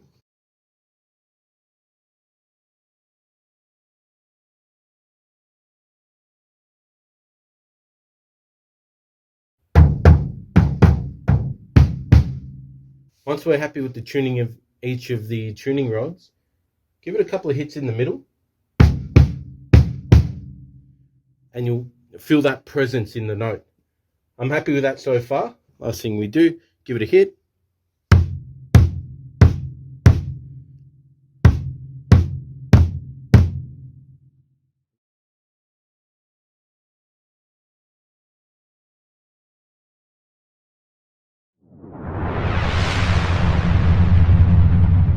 Welcome back to the channel, guys. I received a request to play the intro to CC Rider by Elvis Presley. Please keep requesting songs and I'll record the drum lesson for you. And do let me know if you want drum lessons on basics. So how to play fills around the kit, maybe basic rudiments or basic drum beats. Leave a comment below or send me a message. Here we go. So there's two parts. You've got the right foot playing the bass drum and you've got your hands playing the top pattern. So to make it easy, we'll start with the bass drum, which is playing quavers. 1 and 2 and 3 and 4 and. Again, 1 and 2 and 3 and 4 and. Work on that to speed it up to this pace. The pace of the song playing crotches on the hi-hat is this.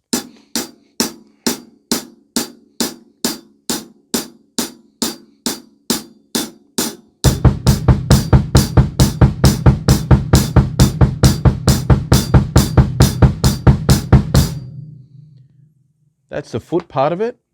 Now with the hands, we play this.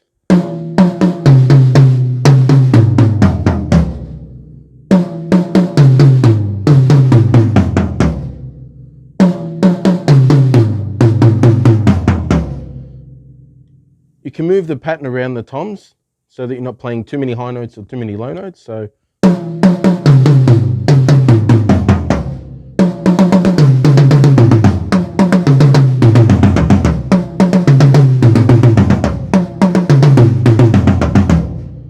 I was changing it up there each time.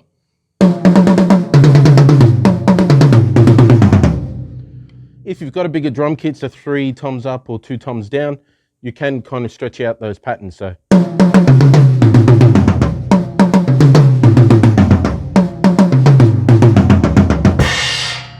the next step is to play your bass drum, but play it as crotchets now, so 4 beats per bar. And it will sound like this.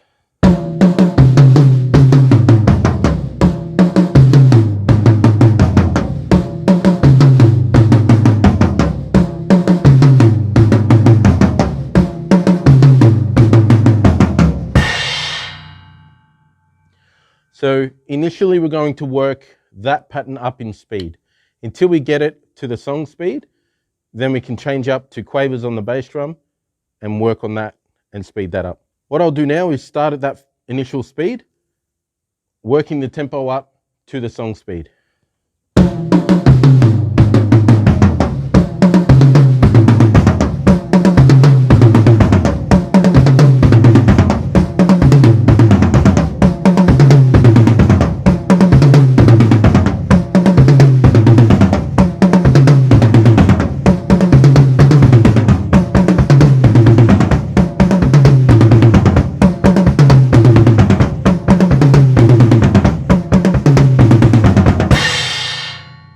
So I added the quaver bass drum towards the end.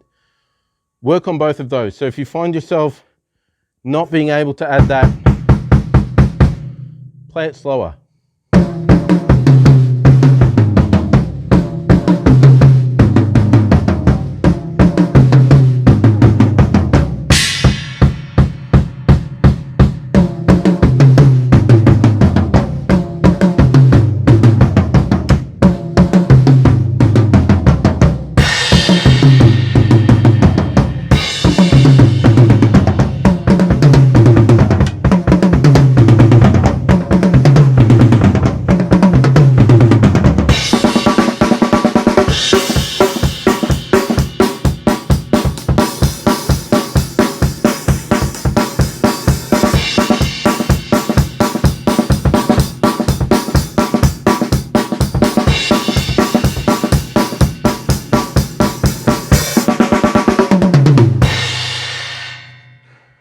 So after the intro, you can play it twice through or 4 times through.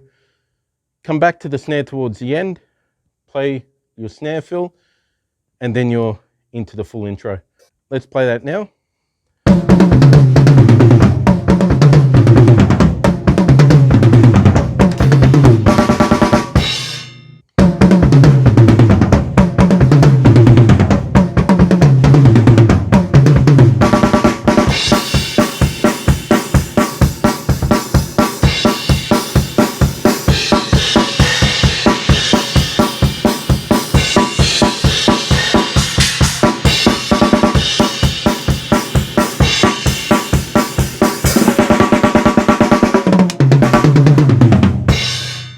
Work on those patterns. Leave your feedback in the comments. Send me a message if you need a part 2 to the song.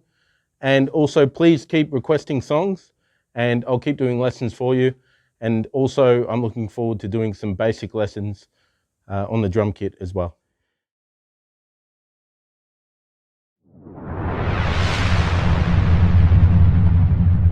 Hey guys, welcome back. I've been asked by a couple of drummers to do some double pedal lessons. So today we'll go through a couple of the basics and how we match the feet to the hands to align your bass drum playing with your grooves. So the first one, what we all start with, single stroke roll, which is right, left, right, left.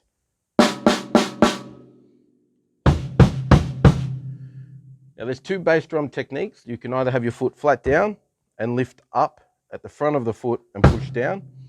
I would do that if I was playing this type of beat.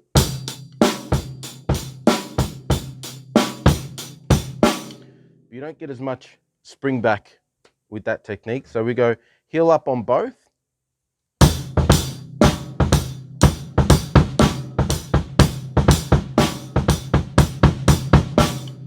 You get a lot more notes out and kick in a bit more power.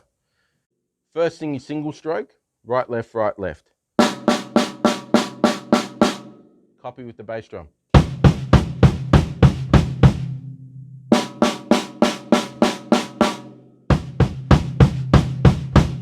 Let's do it without a gap.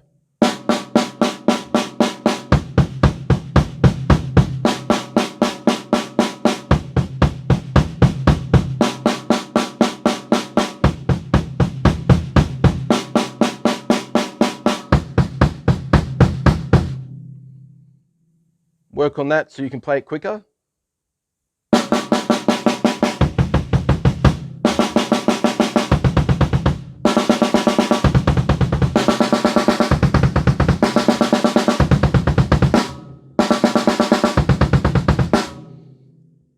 Next one, double strokes.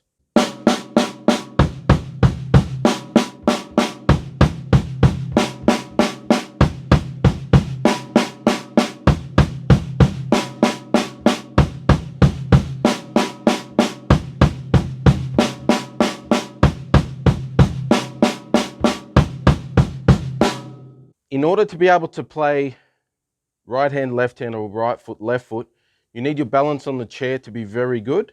You don't want to be leaning over per hit that you're doing on each leg. You want to keep your body straight up and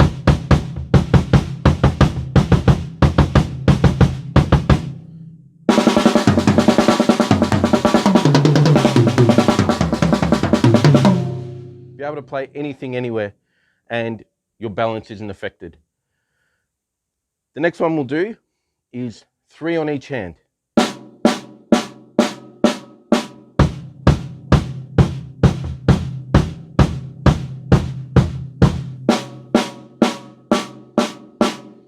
So that's starting with the snare drum, playing the kick, and coming back.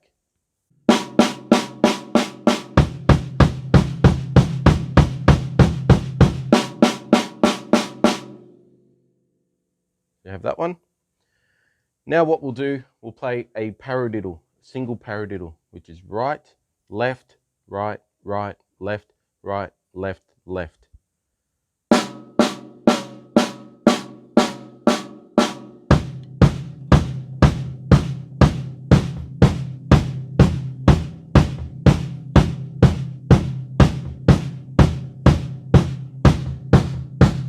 So we've got single stroke, double stroke roll.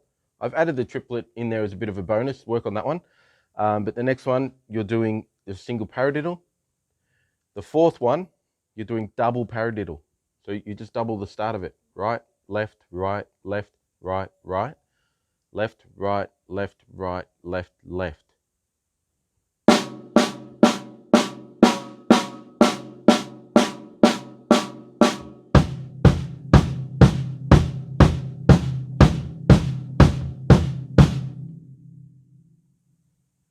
And the last one is triple paradiddle.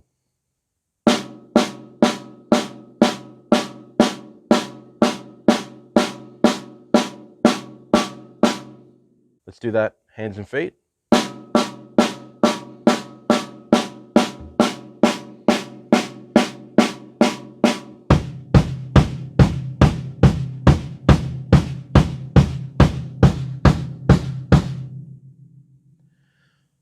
So those 5 rudiments, single stroke roll, double stroke roll, single paradiddle, double paradiddle, triple paradiddle. This is called the basic 5. We learn this in our first or second drum lesson that we ever have on the snare drum to get our hands playing. I do that same thing with the feet whenever I'm teaching someone their first double kick lesson. So we might only get through single stroke and double stroke. They'll go home and work on the paradiddle set of 3 as well. So that's called the basic 5. We play it on the snare drum and we mirror that on the bass drum. The goal is whatever you can play with your hands, you should be able to play with your feet. Whatever patterns on the snare drum, doubles and triples, groups of semiquavers, 5s, 6s and 7s, you want to be able to do on your feet as well. To give you the toolbox of tricks so that you can play more complex fills. Please like and comment. If you've got any feedback, let me know in the comment section. And if there's any other double kick patterns or songs that you'd want a lesson on, let me know as well. And I'll upload them as well. I'll see you in the next lesson.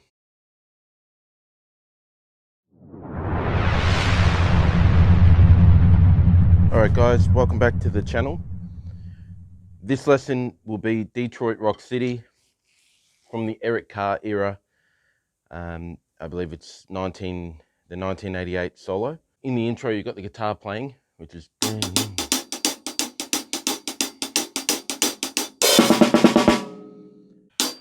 3, 4, 1. So we have right, left, right, left, right, left, right, right, left, right, left, right, left, right. So.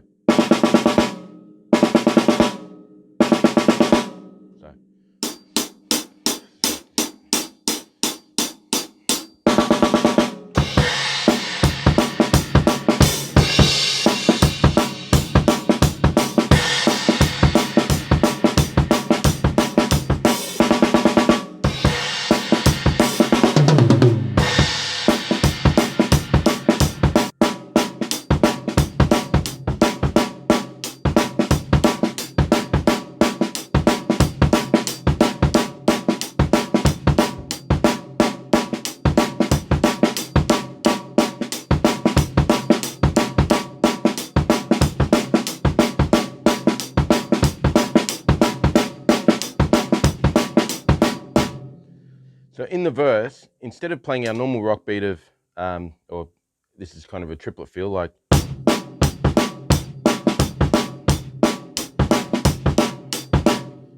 we put 2 snare drum hits. So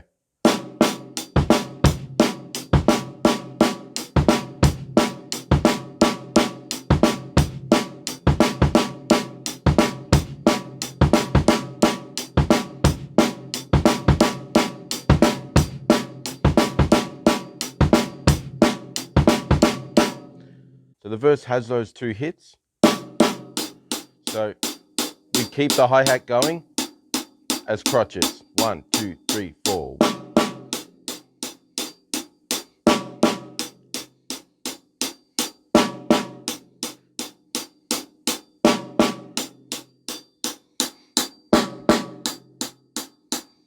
Now I've got 3 different snare drums, so you'll hear the different sounds. For that bigger sound, you could do.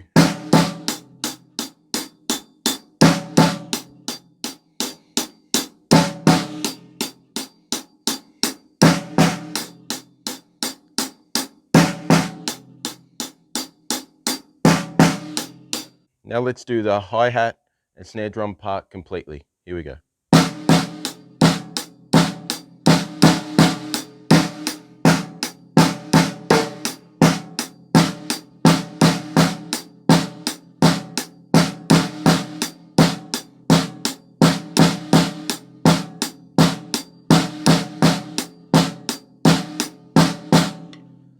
The next part, we're going to add the bass drum in more of a simple pattern. The next part goes like this.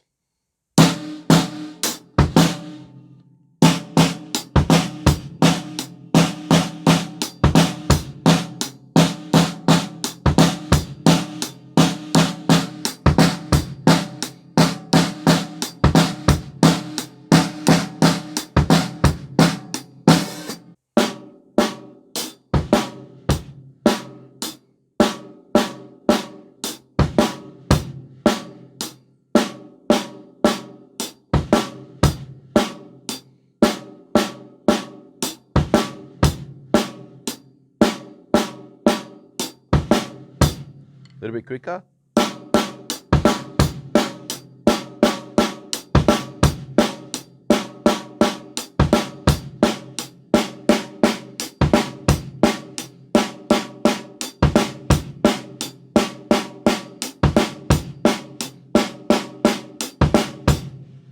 That's the verse part.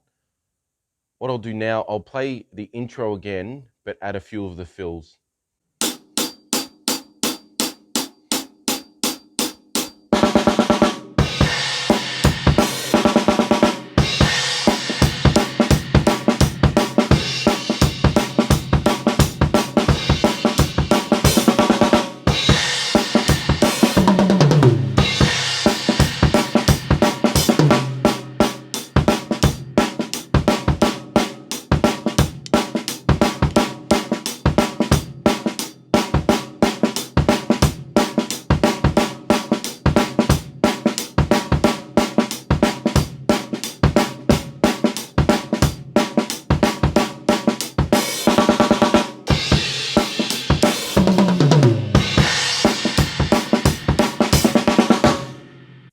intro and the verse. Before the bridge, he does a bit of an extended triplet phrase. So instead of going, he does a full bar build up. So it goes, he does a 2-bar build up.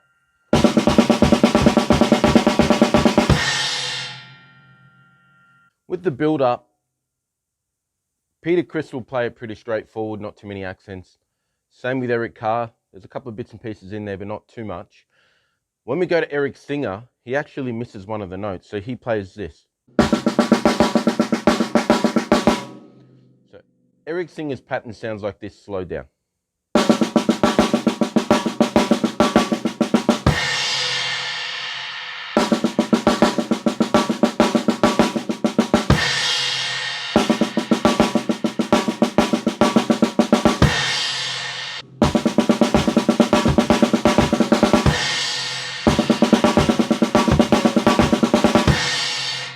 So work on both of those patterns. You've got your intro and the verse. Now I'll play one more thing, which is the way Eric Singer plays the verse pattern. So Eric Singer plays a lot of double pedal. So we're going to have those triplets in there. So he plays.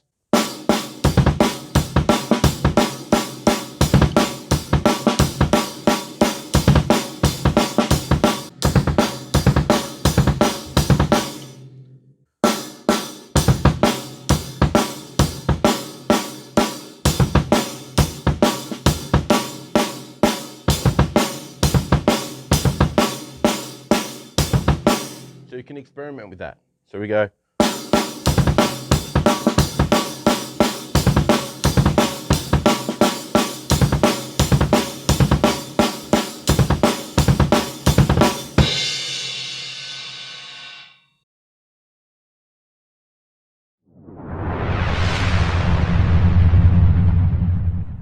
Hi everyone, welcome back to the channel. I received a message from a drummer in Tennessee regarding the intro pattern to That's Alright by Elvis Presley and the 1970 live version. So I won't be playing it note for note, but I'll be playing the key components and phrasing the triplet rolls from beat 1, which is slightly different to what's on the record, but it becomes a little bit easier to play and to get down. Okay, so key components, our feet going. So we've got bass drum, hi-hat, we've got our floor tom roll, and then we have our tom-tom rolls, which are our 6-note phrases, which are called sextuplets. The first part of the intro is a floor tom roll, and it's like this.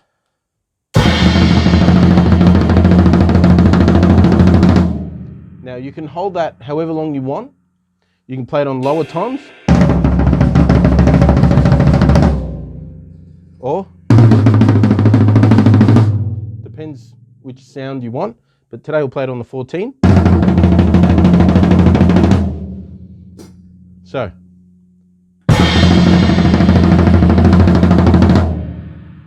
once you're ready, you then play the next part, which I'll play a little bit slower on the hands. It sounds like this.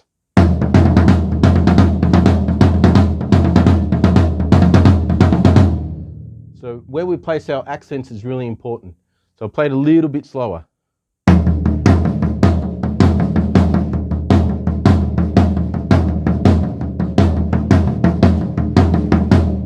Placing it on the next tom as well.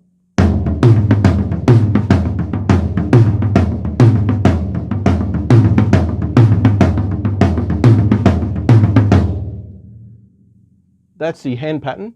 For the feet, really easy. Your quarter notes on the bass drum and your 8s on the hi-hat. So you're playing the gaps. So the feet, pretty easy, just right, left. Bass drum, hi-hat.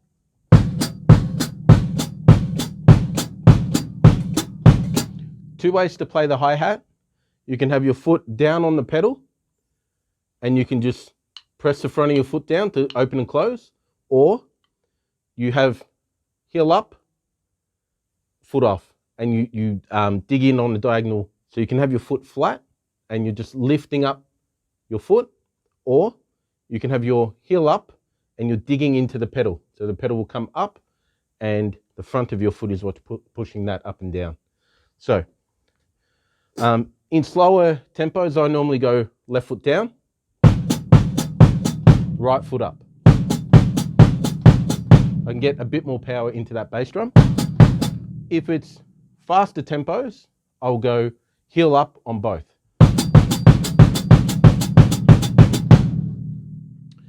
So under this pattern,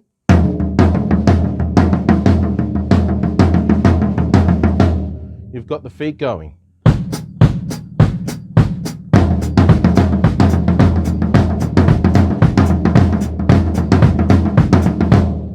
Playing that a little bit slower now.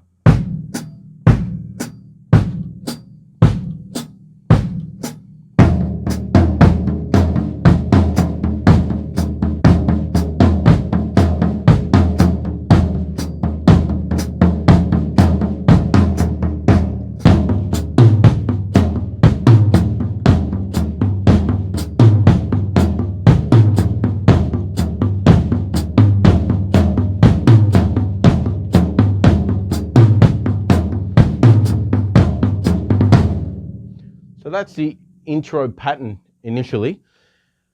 And then Ronnie Tutt, the drummer, he plays the 6-note phrase. So 1, 2, 3, 4, 5, 6.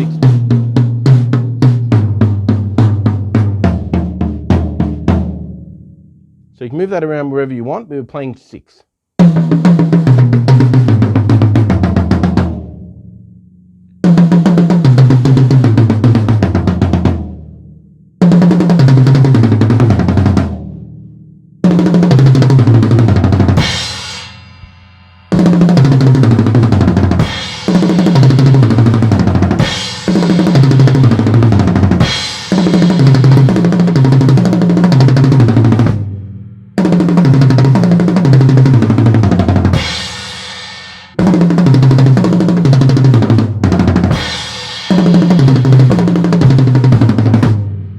So that's playing the 6s around the kit.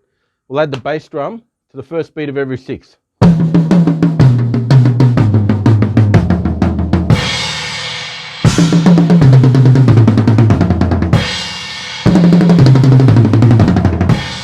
So we'll piece this together.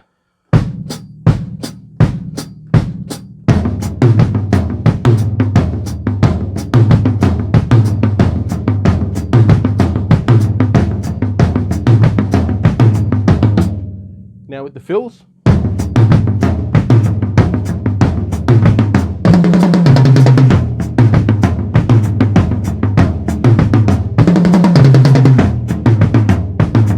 Now you can play a longer fill if you want as well. So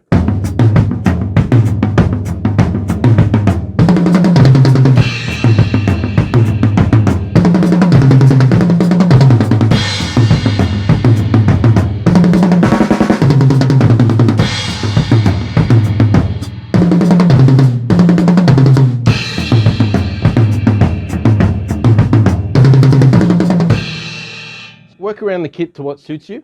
So I'll play the whole pattern all together with some fills.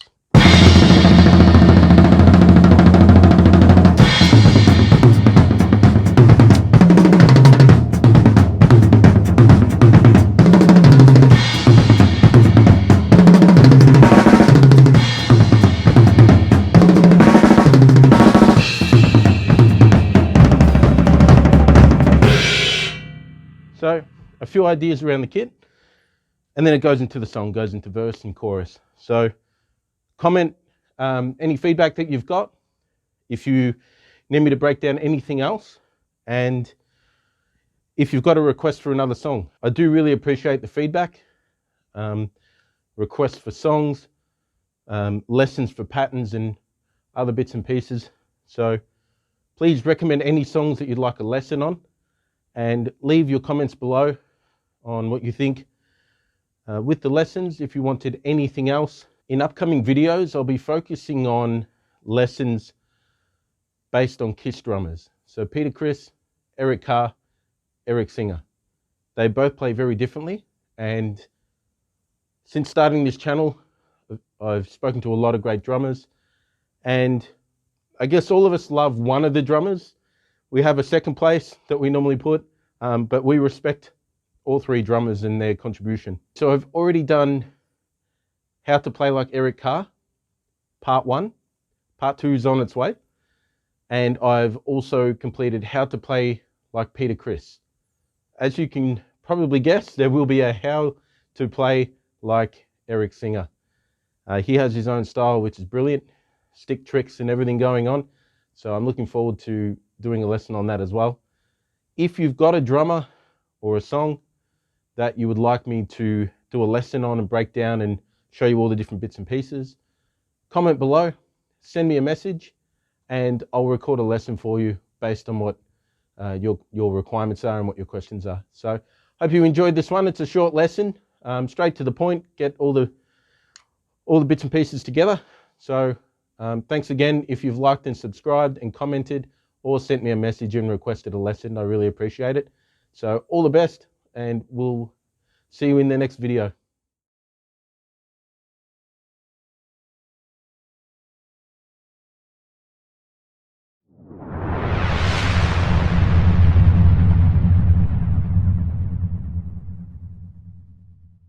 Hi everyone, welcome back to the channel.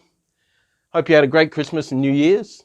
It's been a few months since I've posted a new video, but I've had a few people ask me if I could do a tutorial for the Creatures of the Night intro. So I did a video just over a year ago playing the intro, and it got 10,000 views, which I'm pretty impressed about, and want to thank you all for clicking on and potentially sharing that video so someone else can learn some different bits and pieces. So in this lesson, we're going to go through the breakdown of it. So we'll work on the feet, then we'll work on what each hand is doing. This is really a mix of Eric Carr's initial pattern and Eric Singer's live intro from the 90s concerts, and he's probably still doing the same today. So it's a really fun pattern to play, and it's really a time for the drummer to shine for that intro and that moment. I'm looking forward to any questions you've got, anything I'm playing, any feedback as well. Now I'm playing red rock drums and red cymbals. So looking forward to your feedback. Hope you enjoy this clip. Let's get started. So let's start with the feet because it's the most consistent part of this pattern. What the feet are playing are semiquavers. So they're groups of 4s. So we normally count 4s, 1, E, and Da. 1, E, and Da. There's 4 groupings of 4 in a bar. So it will sound like this. E, and Da, first grouping. 1, E, and Da. Second grouping. 1, E, and Da. Third grouping. 1, E, and Da. Fourth. So let's play those without the gap. 1 E and Da, 2 E and Da, 3 E and Da, 4 E and Da. So that's one bar. This pattern goes for 2. So we're going to repeat that twice, but slightly shorten it at the end. Because at the end of that pattern, we come down on beat 4, like that on the snare drum. Now, for this, I'm playing a 14 by 12 snare drum. It's what Red Rock drums call a flare drum, mix of floor tom and snare drum all in one. So here we go. This is the foot pattern. And what I'll do is I'll play the hi-hat so you know where the time is, where that quarter note click is. So.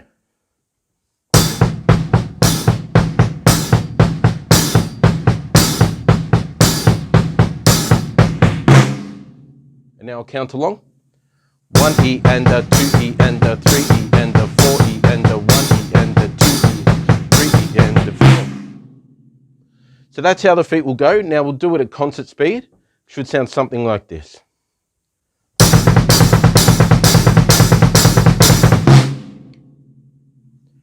Now that we've got the feet down, the way I play it is I keep playing quavers on the right hand, on this floor tom. You can play the low floor tom if you want, or you can play this one here. So with the feet, my right hand, my right foot are playing the same.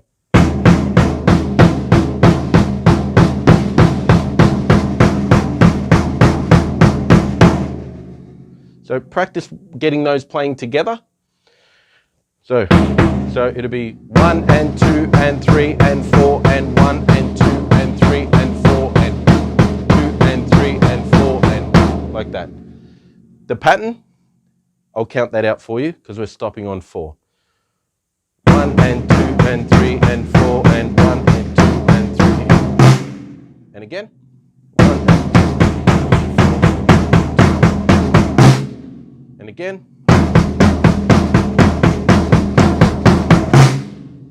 Now, the fun part is the left hand. I start this pattern using the snare drum. So the notes we're going to play is so.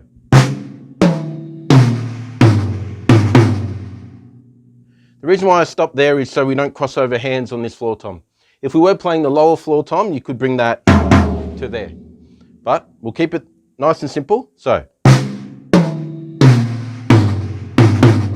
Now the counting is 1 E and a 2 E and a 3 E and a 4 E. 1 E and a 2 E and a 3 E and a 4 E. 1 E and a 2 E and a 3 E and a 4 E. Now the second part is almost the same.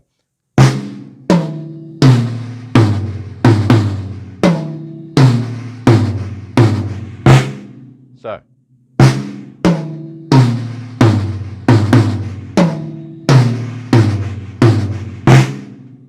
So. A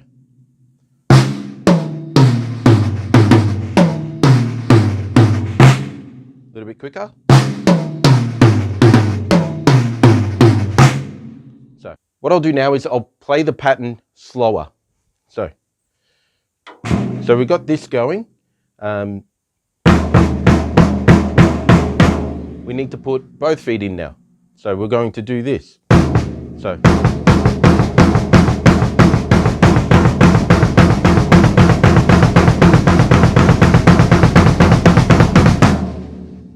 Your right hand and right foot together, then your left foot on that second bass drum.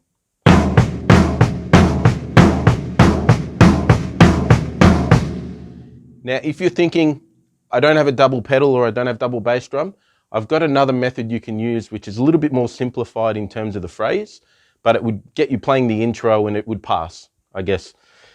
So here we go again. Here's the feet and the right hand together.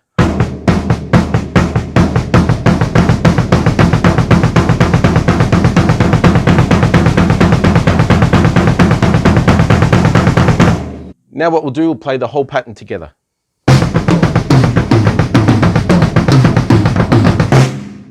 Again.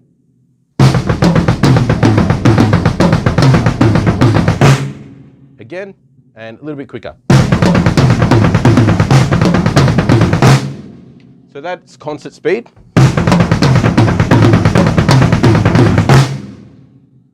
Now, work on each part of this. So if you've got to rewind and start again, do whatever you need to do. What I normally do when I'm trying to learn a drum piece or if I'm playing a guitar solo or a bass part, I'll go onto YouTube and I'll go to 75% speed or 50% speed. What that allows you to do is really hear the individual notes. You'll hear if the drummer is playing a ghost note, which is a soft note, where the accents are, and how the phrase is formed. So any part of this video that might be played a little bit quickly or you need to slow down to perfect, jump on to playback speed and do 75%. If you need to do 50%, you may even do 25%, completely up to you. One thing that I really like in Creatures of the Night with Eric Carr's playing is the accents. So normally a drummer will play, if we ever have to play a snare to crash, like, we only play one hand. So we either go left on the snare, right on the cymbal, or we do right and left. Like that. Eric plays a flam into the cymbal. And it sounds so much better than just going, gives it that meatier sound. And in the 80s, they were playing drums as big as the snare drum that I've got here, which is like 14 by 12. So all their toms were huge. Their first rack tom was probably a 14 by 12. So of course, Eric had all the other drums on the left, the smaller drums, but generally much bigger drums. So when we play this pattern, try the flam method. If that's too advanced first up, what we'll do instead of the flam method, left to right. So the reason why I go left on the snare and right on the crash is that your right hand, if you're a right-handed drummer, it normally plays your beat one. So if you're playing something like, that's your beat one. So it's harder to go left.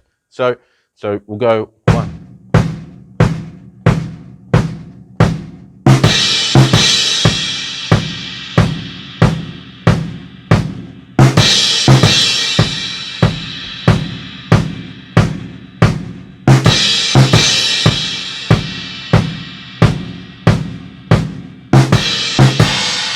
So once you get that down, we're going to flam.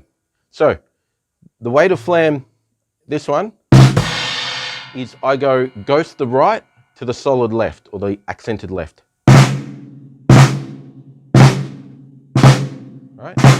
So the ghost I bring up more, and the accent is, you can see the drumstick is left down. By doing that, I'm already here. So by being here, I'm right near the cymbal. So wherever the cymbal is, much easier. And you're playing across the cymbal. You're not trying to crack down on the cymbal. So here we go.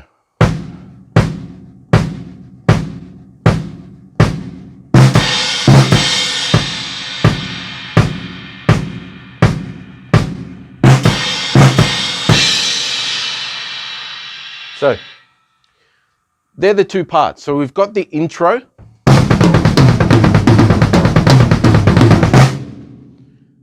We've got the flam to cymbal accents. So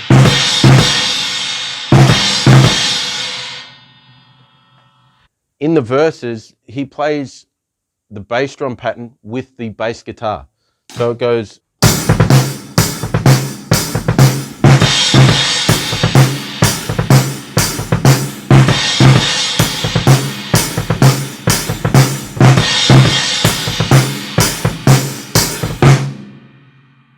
So work on that, play that pattern around, see what cymbal you want to play. So if you've got more of a basic drum kit, you've normally got the crash on the left and a ride to the right. If you've got a couple more toms, a couple more cymbals, you can be a little bit more creative with it. What you might want to do is, if you've only got one crash, move it around the drum kit. Where you find the best spot, that's where you want your crash to be, and then you can go out and buy another one, maybe slightly smaller or slightly bigger, and experiment with those two, and then of course have your ride cymbal off to the side, or depending on how you set your drum kit up. So what I'll teach you in this last bit is playing a pattern when you don't have a double bass drum. So double bass drum or double kick, what we tend to play is straight semiquavers, so something like this.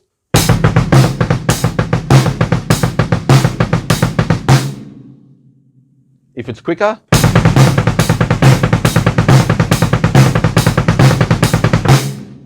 now, what you want to work on, you can use just one foot, one hand. So, count as quavers, 1 and 2 and. 1 and 2 and 3 and 4 and 1 and 2 and 3 and 4 and 1. What will help you with this, I'll play this floor tom again, and I'm going to play hi-hat on left. And we're going to play semiquavers. So, quavers. So we're going to go floor tom on the right hand, hi-hat on the left hand. The bass drum will play the ands. 1 and 2. I'll just tighten this up slightly. So we're going to play right hand on floor tom, left hand on hi-hat. Bass drum is on the ands. So 1 and 2 and 3 and 4 and 1 and 2 and 3 and 4 and 3.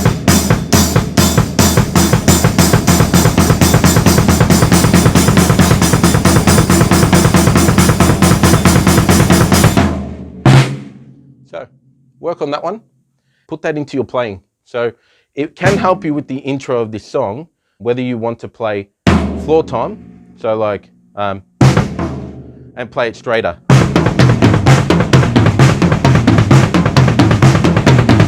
So you can do an intro like that if you really wanted to. Just all quavers with the hands. So.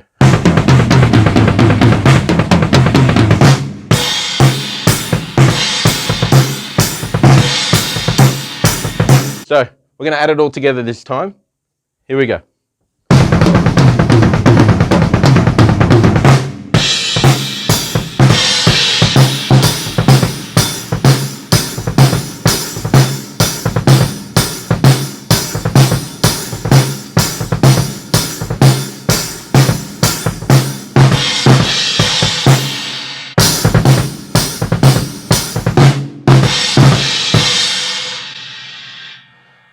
So that's the lesson for today.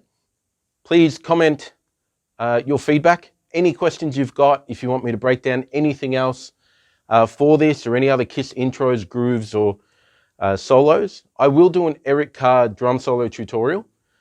I just want to get 5 key areas first and teach those 5 key areas.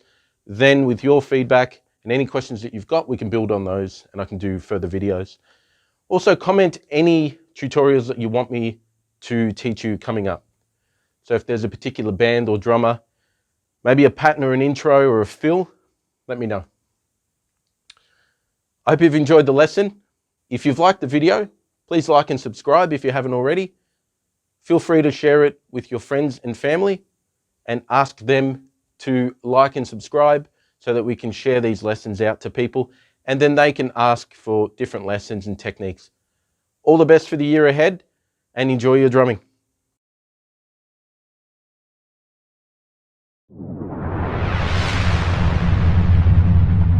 Welcome back, guys. This is part 2, how to play like Eric Carr. So we're going to go over what he plays in his solos. It will be based more around the 1988 concert series and solos. But I won't be doing note for note, but I'll just be showing the key elements of his solos. At the start of Eric's solos, he'll play the big gong that's behind him. For this, I'll be using this effect symbol, and he just brings in a slow pace, like this.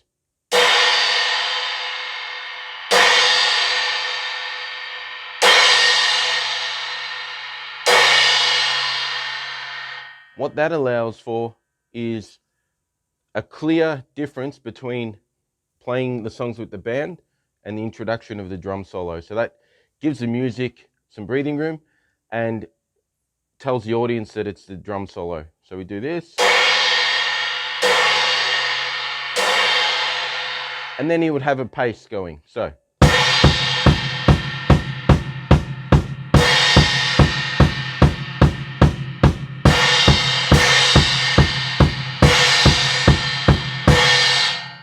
From there, and you've got your time, so we're going forward.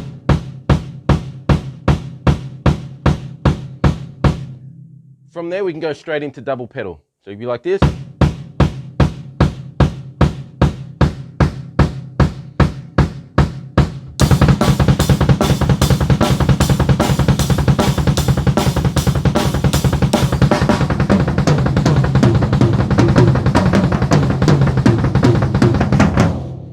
So you can go hi-hat here, or do you want it to be on the right?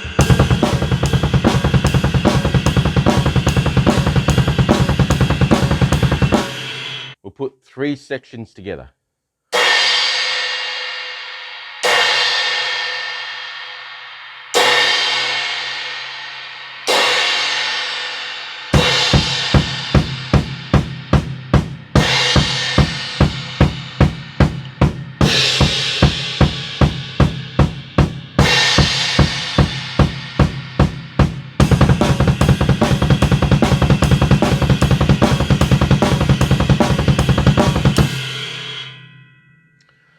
From there, he adds the hands in. So in my first video, you would have seen I played the Creatures of the Night. So it goes like this.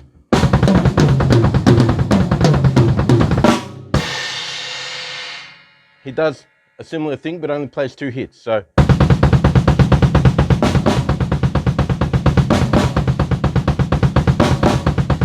you can play it straight, or you can play it with the triplet fill in it. So like that. So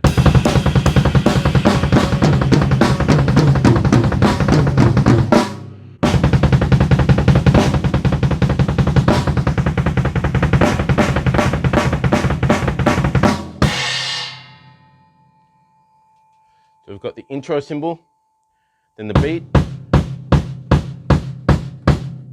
then we go into doubles.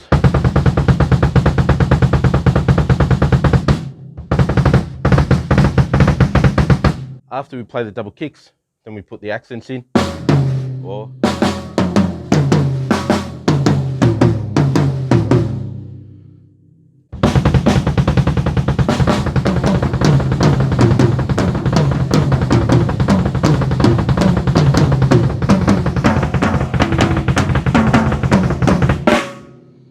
the next part is where he plays more of the hands. In the solo, he's got the double kicks going, he's playing heaps of patterns on the hands. I won't go into all of that. But what we'll do is one of the tom patterns. And I think this is where a lot of drummers started buying bigger drum kits, more toms, and experimenting with fills on a much larger drum kit. Eric Carr plays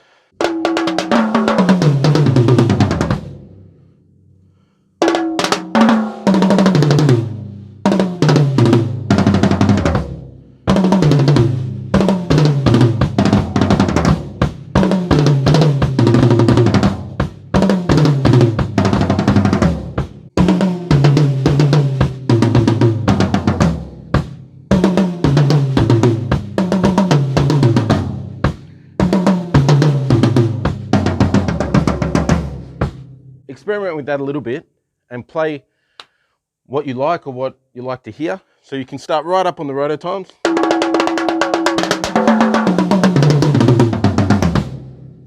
All singles.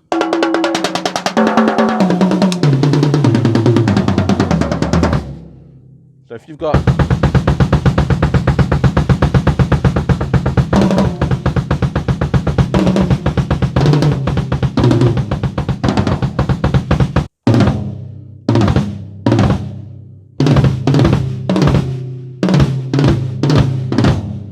the next part he does is a very short phrase, and it's made up of 4 notes. So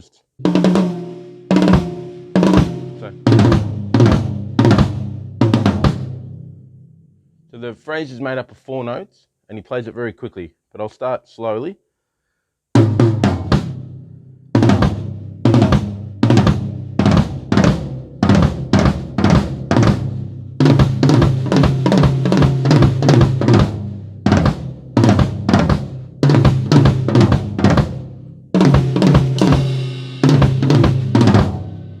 Now, the really cool thing that sets Eric apart from the rest of the drummers is he incorporates electronic pads up high, and they've got synthetic notes that play. And then with his right hand, bit of left, he's playing a melody, and the rhythm goes like this. It goes.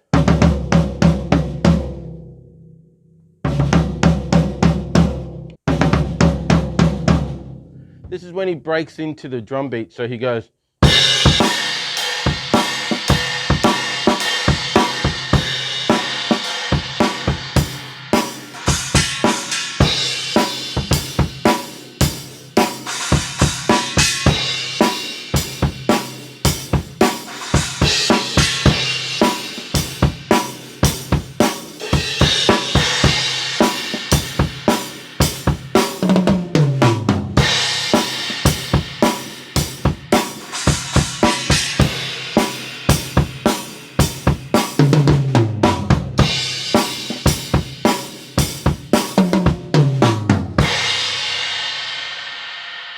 At the end of his solo, he's playing lots and lots of notes.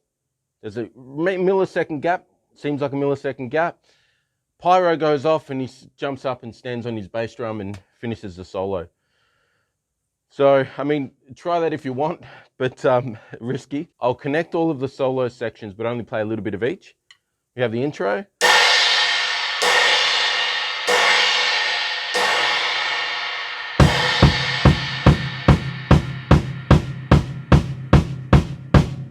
Then into double pedal, a little bit slower.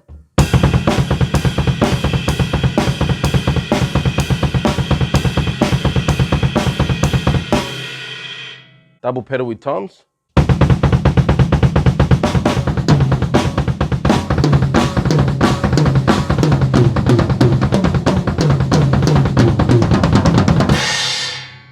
Do that. Then we can go into fills. So we can go.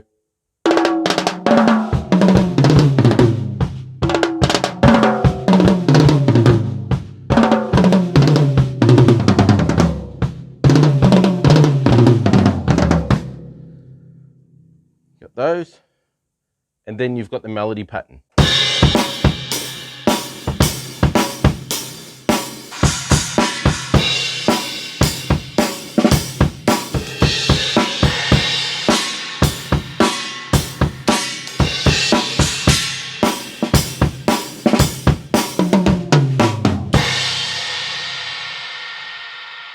If there's any other Eric Carr songs or fills or solos that you'd like a lesson on, please let me know in the comments, and we'll see you in the next lesson.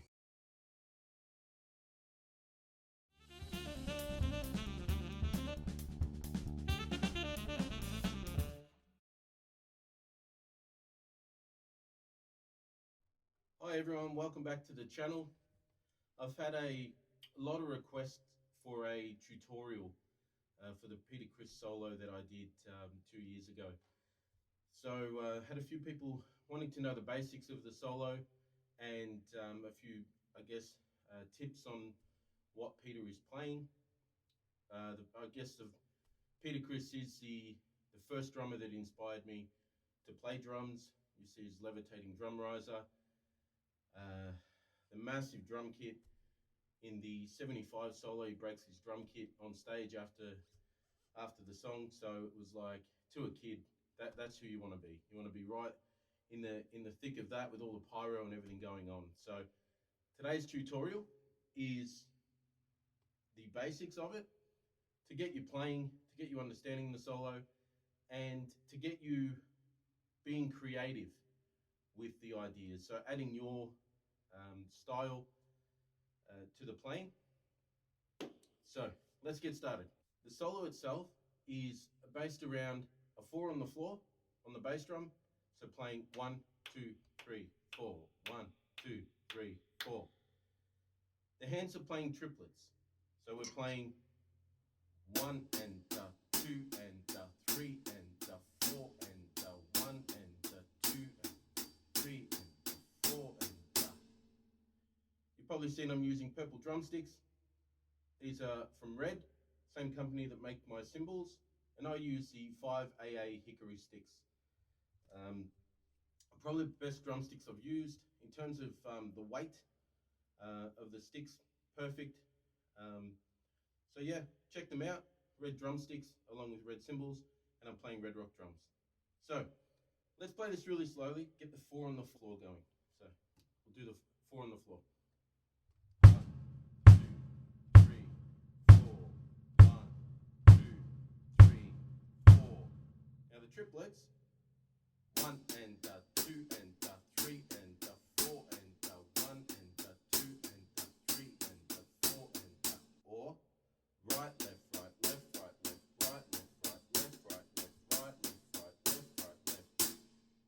So it's one bass drum to your group of triplets, which is 3 notes.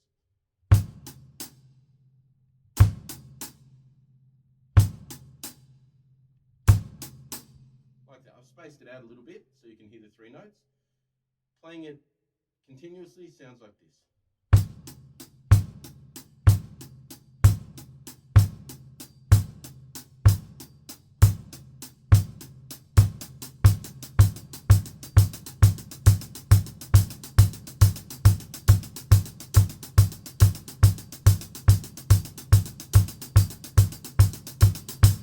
So that's playing it at solo speed thereabouts.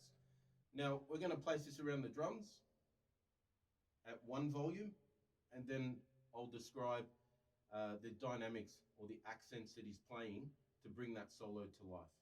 So if you're playing 3-piece kit, 1 tom up, 1 tom down, let's just place your right hand on the floor tom, left hand on the rack tom.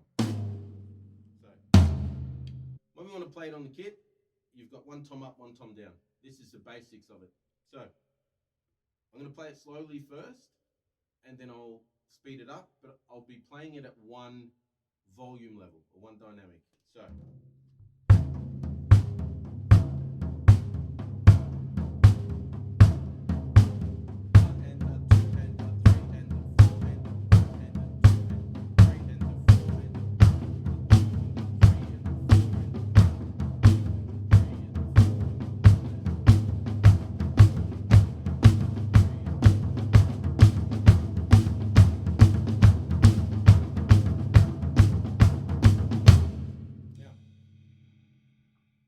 when we add dynamics, or the louder and softer notes, you'll notice there's a bit more depth in the sound. So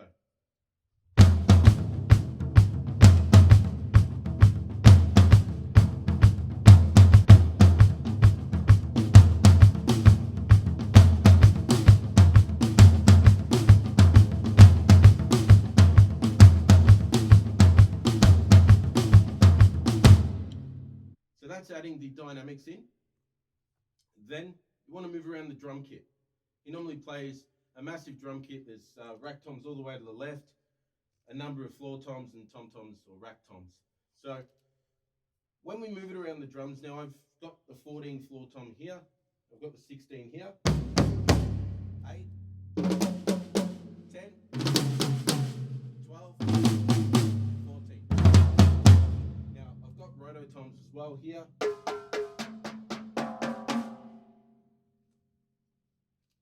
Let's play the solo with the dynamics at solo speed. So, here we go.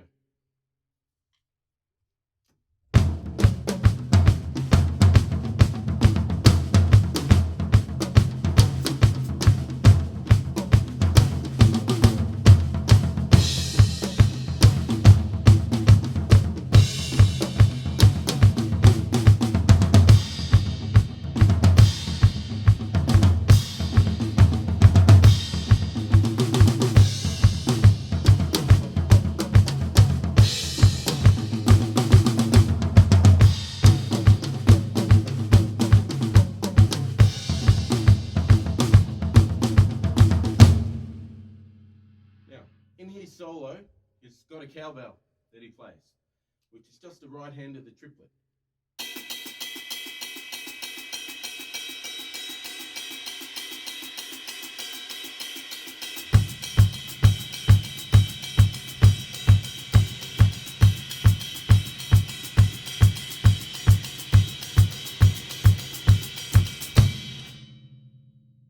Which gives it another element to the solo. I don't have a cowbell on this kit, so I use generally the ride. So leading up to the solo, there's normally a guitar riff, and then he plays along the toms into his solo. So it'll generally sound like this.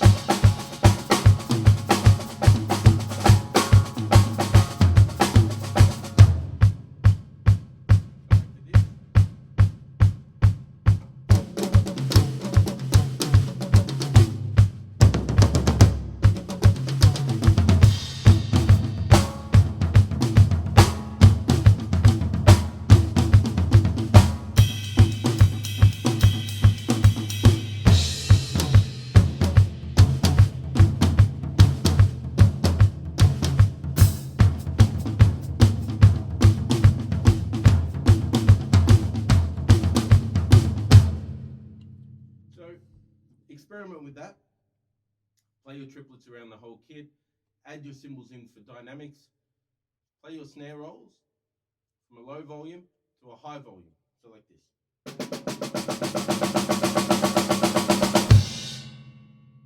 That's going to bring your solo up. Then you drop it to nothing.